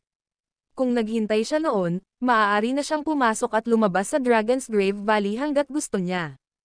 Hindi napigilan ng mga matataas na opisyal ng Prime Association na ipahayag ang kanilang pagkabigo sa pangyayari, lalo na nang maalala nila kung paano posibleng si Levi ay isang napakahusay na panday. Kung makakatrabaho niya ang Prime Association sa pangmatagalang batayan, tiyak na malaki ang pakinabang ng asosasyon. Nakalulungkot, hindi na posible iyon. Muling bumantong hininga si Sylvan at sinabing, ayon sa sinaunang manual, ang pangunahing lugar ng Dragon's Grave Valley ay lubhang mapanganib. Ang Heavenly Thunder doon ay mas marahas, at nariyan pa ang nagyayelong Arctic Lake. Sa lahat ng mga hamon na ito, kahit na ang isang bihasang magsasaka ay hindi kayang ipagtanggol ang kanyang sarili. Sayang wala na siya, hindi lang siya nakikinig noon. Mr. Weber, dapat ba nating sabihin kay Eclipse ang totoong pagkatao ni Levi? Hindi na mahalaga ngayon, mungkahi ng isang tao. Ikinaway ni Sylvan ang kanyang kamay. Ano ang silbi ng pagdaragdag ng gasolina sa apoy kung siya ay patay na? Huwag tayong gumawa ng mga kakilakilabot na bagay na tulad nito. Pagkatapos ng maikling paghinto, sinabi niya, parang ang Dragon's Grave Valley ay talagang hindi malalampasan. Ang video na ito ay edited by Herban Storytelling. Kabanata 3917 Tip ng isang iceberg. Pagkatapos ng 2 araw ng patuloy na pagpino ng mga ordinaryong ultimate weapons, halos wala na ang natira sa malaking pile ng Subdivine Bones. Nalaglag ang kanilang mga panga sa pagtataka, sina Sherriette at Larissa ay napatitig sa 12 ng mga ultimate weapons na medyo mas mababa sa mga premium. Bilang isang taong nakakita sa mundo, kinailangan ni Larissa na aminin na kahit ang mga bihasang panday sa Eclipse ay hindi tugma kay Levi. Pakiramdam ko ay walang ibang tao sa Kenfort ang makakalampas sa iyo sa mga tuntunin ng pamamaraan ng pag-forging. Bulalas niya. Susunod ay ang Arctic Lake, tinig ni Levi sa Pag-asa. Sa napakaraming mahiwagang halamang gamot kahit nasa baybayin ng Arctic Lake, may isip lamang ng isa kung gaano karaming nangungunang mga halamang gamot ang makikita nila sa loob ng lawa. Sundan mo ako. Kumaway si Levi sa 2 babae. Sakto namang dumampi ang kanang paa sa gilid ng tubig ay muli na naman siyang hinampas ng pakiramdam na may pinagmamasdan. Sino ito? Isang matalim na tingin ang sumilay sa mga mata ni Levi bago niya inikat ang kanyang ulo sa paligid, ngunit ang pakiramdam ay nawala sa susunod na segundo na para bang wala ito sa unang lugar. Agad namang nagpakawala ng lakas si Levi para hanapin ang lugar. Kahit na sinuri ang ilang kilometrong kalapit na lupain, wala siyang nakita. Napakakakaiba nito. Alam talaga ni Levi na hindi siya nag-i-imagine ng mga bagay-bagay, Ngunit dahil ang kabilang partido ay hindi magpapakita, hindi niya nakita ang pangangailangan na magsimula ng isang pagkakasala. Ang katotohanan na maaari silang magtago mula sa kanyang mga pandama sa ilalim ng mga pangyayari kanina ay nangangahulugan na sila ay may napakataas na antas ng paglilinang. Hindi bababasa, dapat silang magkaroon ng pambihirang mga kasanayan sa pagtatago, kung hindi, hindi sila madaling magpakita at magtago. Si Levi ay talagang mas hilig sa kanyang hula na ang nilalang na nanonood sa kanila ay hindi tao. Maaaring ito ay isang espiritong hayop. Hindi lamang sila nagkaroon ng mga natatanging paraan upang itago ang kanilang mga sarili, ngunit mayroon din silang espiritual na pakiramdam na katulad ng sa tao. Sa makatuwid, hindi magiging kakaiba para sa kanila na magtago sa isang tao. Sa kabilang banda, si Sherriette at Larissa ay may panginginig na dumadaloy sa kanilang gulugad. Naramdaman din nila na may nakatingin sa kanila ng palihim, at nakaramdam ito ng sobrang hindi komportable. Sino ito? Mas nakakatakot pa sa Heavenly Thunder kanina. Namutla ang mukha ng dalawang babae dahil sa takot. Natitiyak nila na ang dalawa sa kanila ay ganap na walang pagtatanggol kung ang kabilang partido ay Cecil Kay. Bulong ni Levi sa sarili, "Bata, mas mabuting huwag ka ng manggulo. Kung hindi."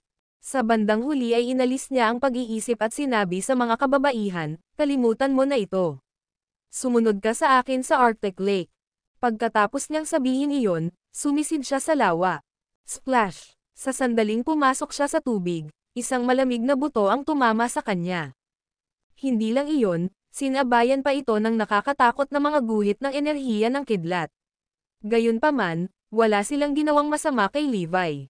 Upang gawing mas madali ang mga bagay para kay Sherriette at Larissa, nagpatuloy siya at hinigop ang karamihan sa enerhiya ng kidlat ng Arctic Lake. Ang natitirang enerhiya ng kidlat ay hindi nakamamatay. Sa kabaligtaran, nakatulong ito sa pagpino ng katawan ng dalawang babae at itinaas ang kanilang mga antas ng paglilinang. Siyempre, sinadya iyon ni Levi bilang isang maliit na bonus para sa kanyang dalawang tagasunod. Ito ay isang magandang gantimpala mula kay Master.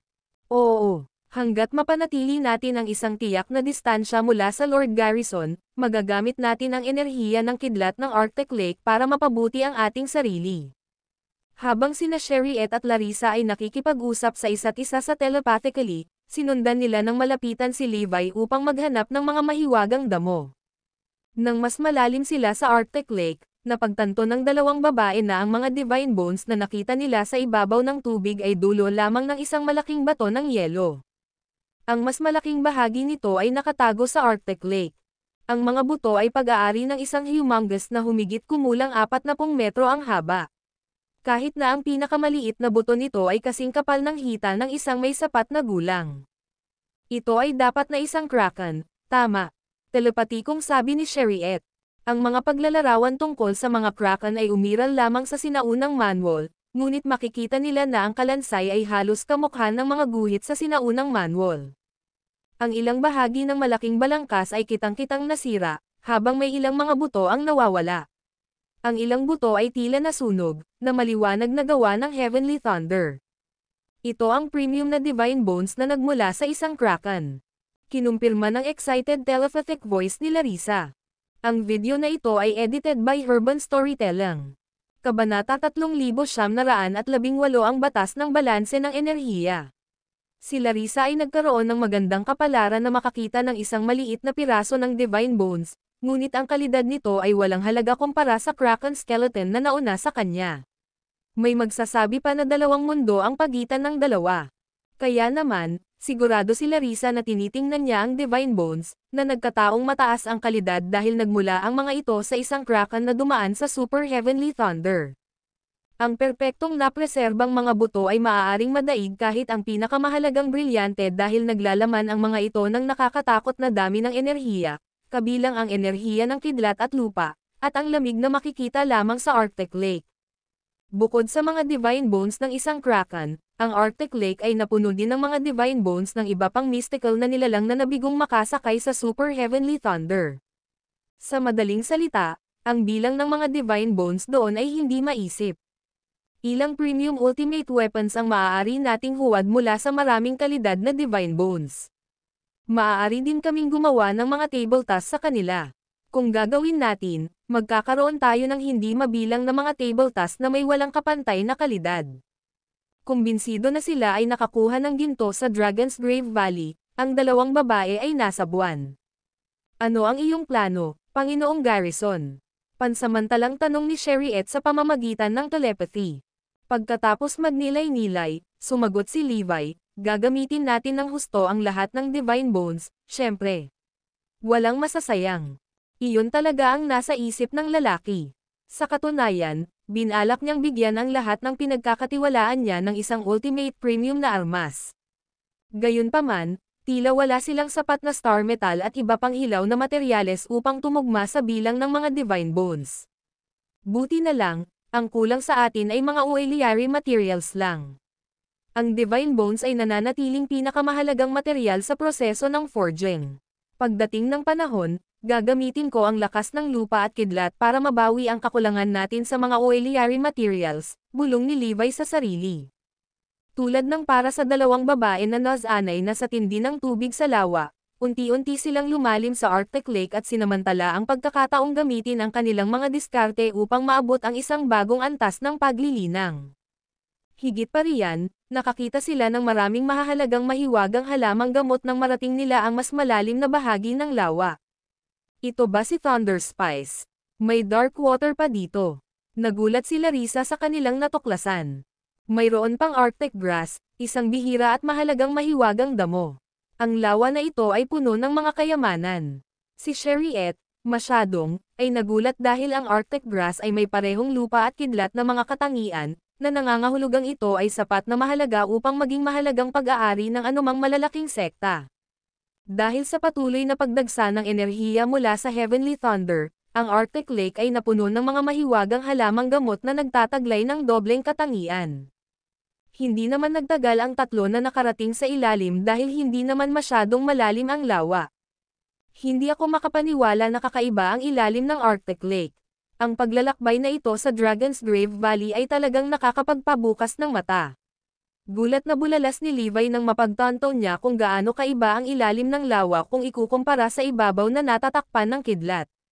Ang ibabang bahagi ng Arctic Lake ay binubuo ng mga lilang apoy na tila likido. Bukod pa riyan, ang apoy ay mas matindi kaysa sa kidlat na enerhiya sa itaas, kaya't ito ay kapaki-pakinabang para sa pagkondisyon ng katawan ng isang tao. Siyempre, hindi nakaapekto kay Levi ang init ng ilang apoy. Gayunpaman, naisip niya na ito ay labis para kay Sherriette at Larissa, na malaglag lamang ang kanyang pangakapag na patunayang mali. Ang mga lilang apoy ay tila hindi naiiba sa enerhiya sa itaas dahil wala silang anumang problema sa init. Hindi nagtagal, nakarating si Levi sa isang conclusion. Naisip ni na Sherriette at Larissa na hindi nila kakayanin ang sitwasyon dahil malayo ito sa inaasahan nila, ngunit naging maayos pa rin sila. Pagkatapos ng ilang pag-iisip, ipinaliwanag ni Levi sa pamamagitan ng telepathy, malamang, ang ilalim ng Arctic Lake ay umaayon din sa batas ng balanse ng enerhiya. Kaya lang, iba ang hitsura ng iba't ibang bahagi ng lawa. Ang video na ito ay edited by Urban Storytelling. Kabanata 3919 ang dami ng magical herbs. Sa pagtama ng Heavenly Thunder sa Arctic Lake, natural lang na ang lawa ay sinisingil ng enerhiya ng Heavenly Thunder. Kasabay nito, ang nakakatakot na kapangyarihan ng Earth Ley Line ay nakakaapekto rin sa tubig sa lawa. Higit pa rito, ang Arctic Lake mismo ay napakalamig. Isang kakaibang kondisyon ang nabuo ng tuktok ng lawa ay naapektuhan ng Heavenly Thunder at ang ilalim nito ng Earth Ley Line. Bilang karagdagan, ang mga taon ng pakikipag-ugnayan sa pagitan ng Heavenly Thunder at ng Earth Ley Line ay naging dahilan upang maabot nila ang isang uri ng balanse ng enerhiya na nagbibigay daan sa dalawang enerhiya na magkasabay. Maaaring ito ang Ghost Ember na nakatala sa mga sinaunang manual. Tanong ni Sherriette sa pamamagitan ng telepathy habang lumalangoy siya sa isang bola ng asol at lila na apoy.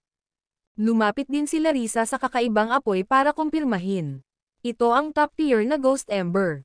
Ayon sa mga sinaunang manual, ito ay matatagpuan lamang sa napakalamig na lugar. Sa kakayahan nitong magsunog ng anuman, ang Ghost Ember ang unang pagpipilian para sa pagmamik. Matapos ulitin ni Larissa ang paglalarawan ng mga sinaunang manual tungkol sa Ghost Ember, agad na natuwa si Levi. Iyon ay magagamit na ito ay magiging perpekto para sa pag-forging ng mga premium na ultimate na. Mayroon ka bang anumang mga lalagyan na magagamit namin upang dalhin ito sa amin? Tanong ni Levi sa pamamagitan ng telepathy. Huwag kang mag-alala, Master. Naghanda ako. With that, naglabas si Sherriette ng bote na kasing laki ng palad na parang gawa sa jade.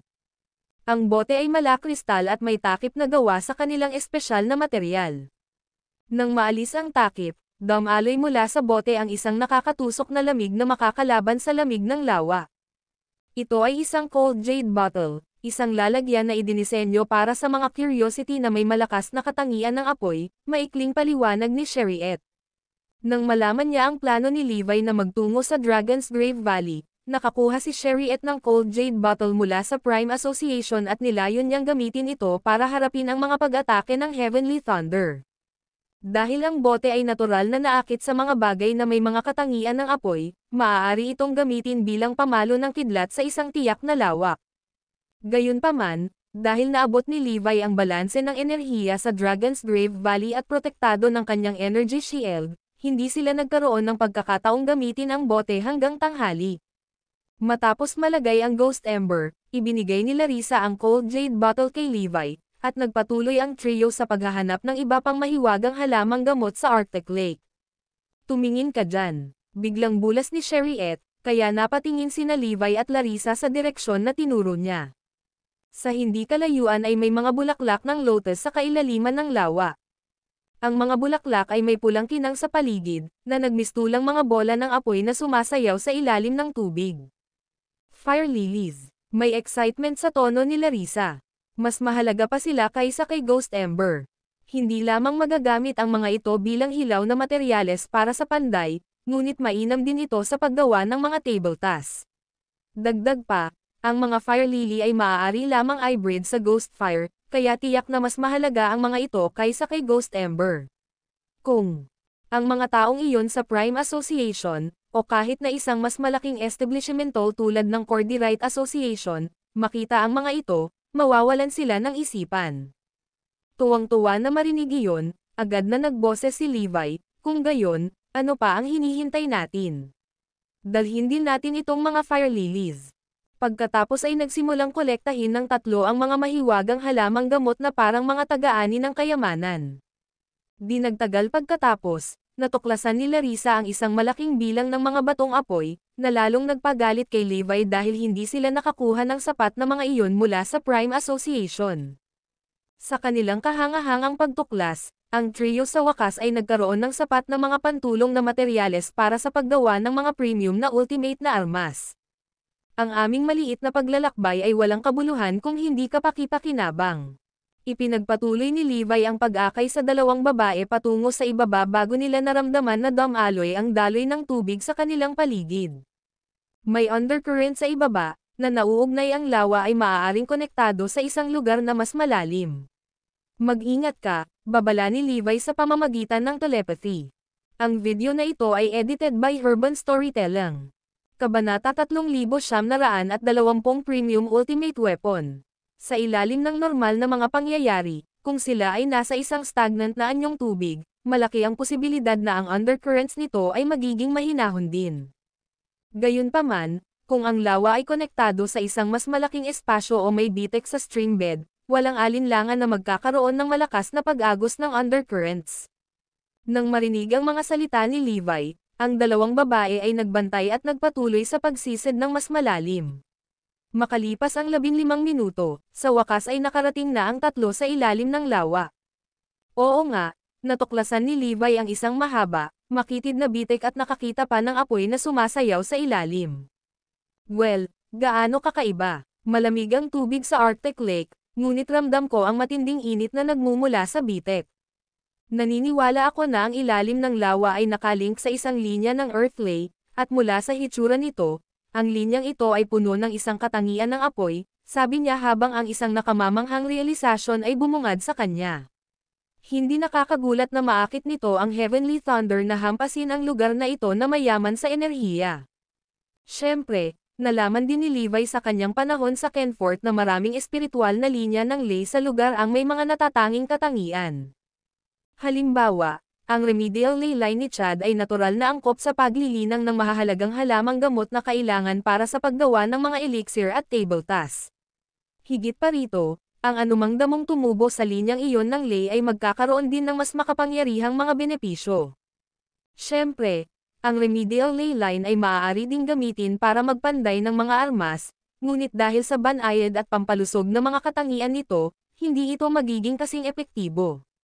Sa kabilang banda, may fire attribute ang Earth Ley Line sa ilalim ng Arctic Lake, na ginawa nitong kakaibang Earth Fire ang perpektong pagpipilian para sa pag-forging ng ultimate weapons.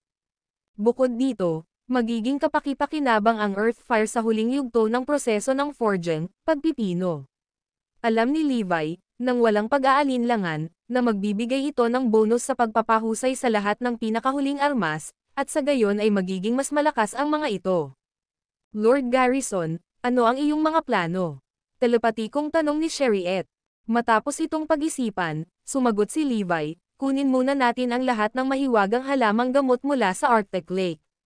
Dahil walang intensyon ang lalaki na ibahagi ang kanyang plano ng detalyado, nagpa siya sina Larissa at Sherriette na huwag nang mag-usisa pa. Sa pamamagitan nito, ginawa nila ang itinuro at nagsimulang tipunin ang lahat ng mahiwagang halamang gamot na makikita nila sa Arctic Lake. Ang Arctic Lake ay hindi maliit sa anumang paraan, ngunit dahil sa mga kakayahan ng trio, hindi nila kailangang gumugol ng masyadong maraming oras sa pagsisiyasat sa lugar. Dahil nakasanayan na nilang makakita ng mga kakaibang mahiwagang damo tulad ng mga fire lily, hindi na sila interesado sa mga ordinaryong tulad ng subdivine bones. Ganoon din, si Levi, Larissa, at Sherriette ay gumugol ng 2 araw at 2 gabi sa pagtitipon ng lahat ng divine bones at pambihirang mahiwagang damo mula sa Arctic Lake.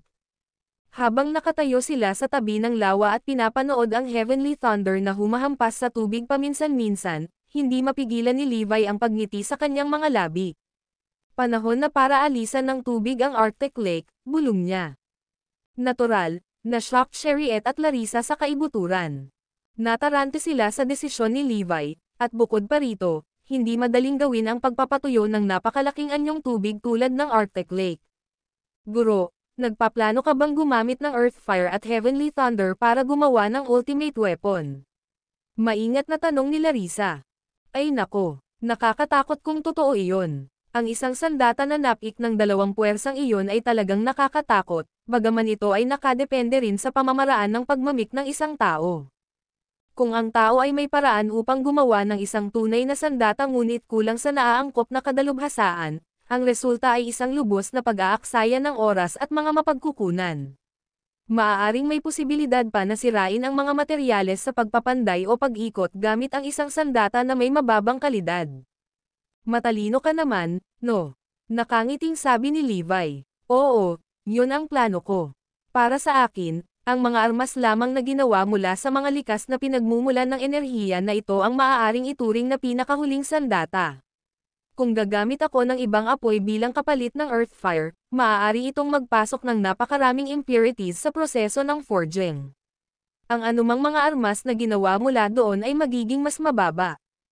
Habang nabalitaan ni Larissa at Sherriette ang plano ni Levi, lalo silang natulala. Bakit laging may mga nakakabaliw na ideya si Levi? Sapat na ang nakakatakot noong ginamit niya ang Heavenly Thunder para mag-metamorphose, pero ngayon, gusto niyang itulak pa ang sarili niya at pandayin ang premium ultimate weapon. At muli, iyon ang Levi Garrison para sa iyo. Ang kanyang katapangan ang siyang dahilan kung bakit siya naging tao sa mga lalaki. Maaari ninyong ayusin ang mga materyales na ito sa kani-kanilang kategorya. Sisimulan ko na ang pagpapatuyo ng Arctic Lake, utos ni Levi.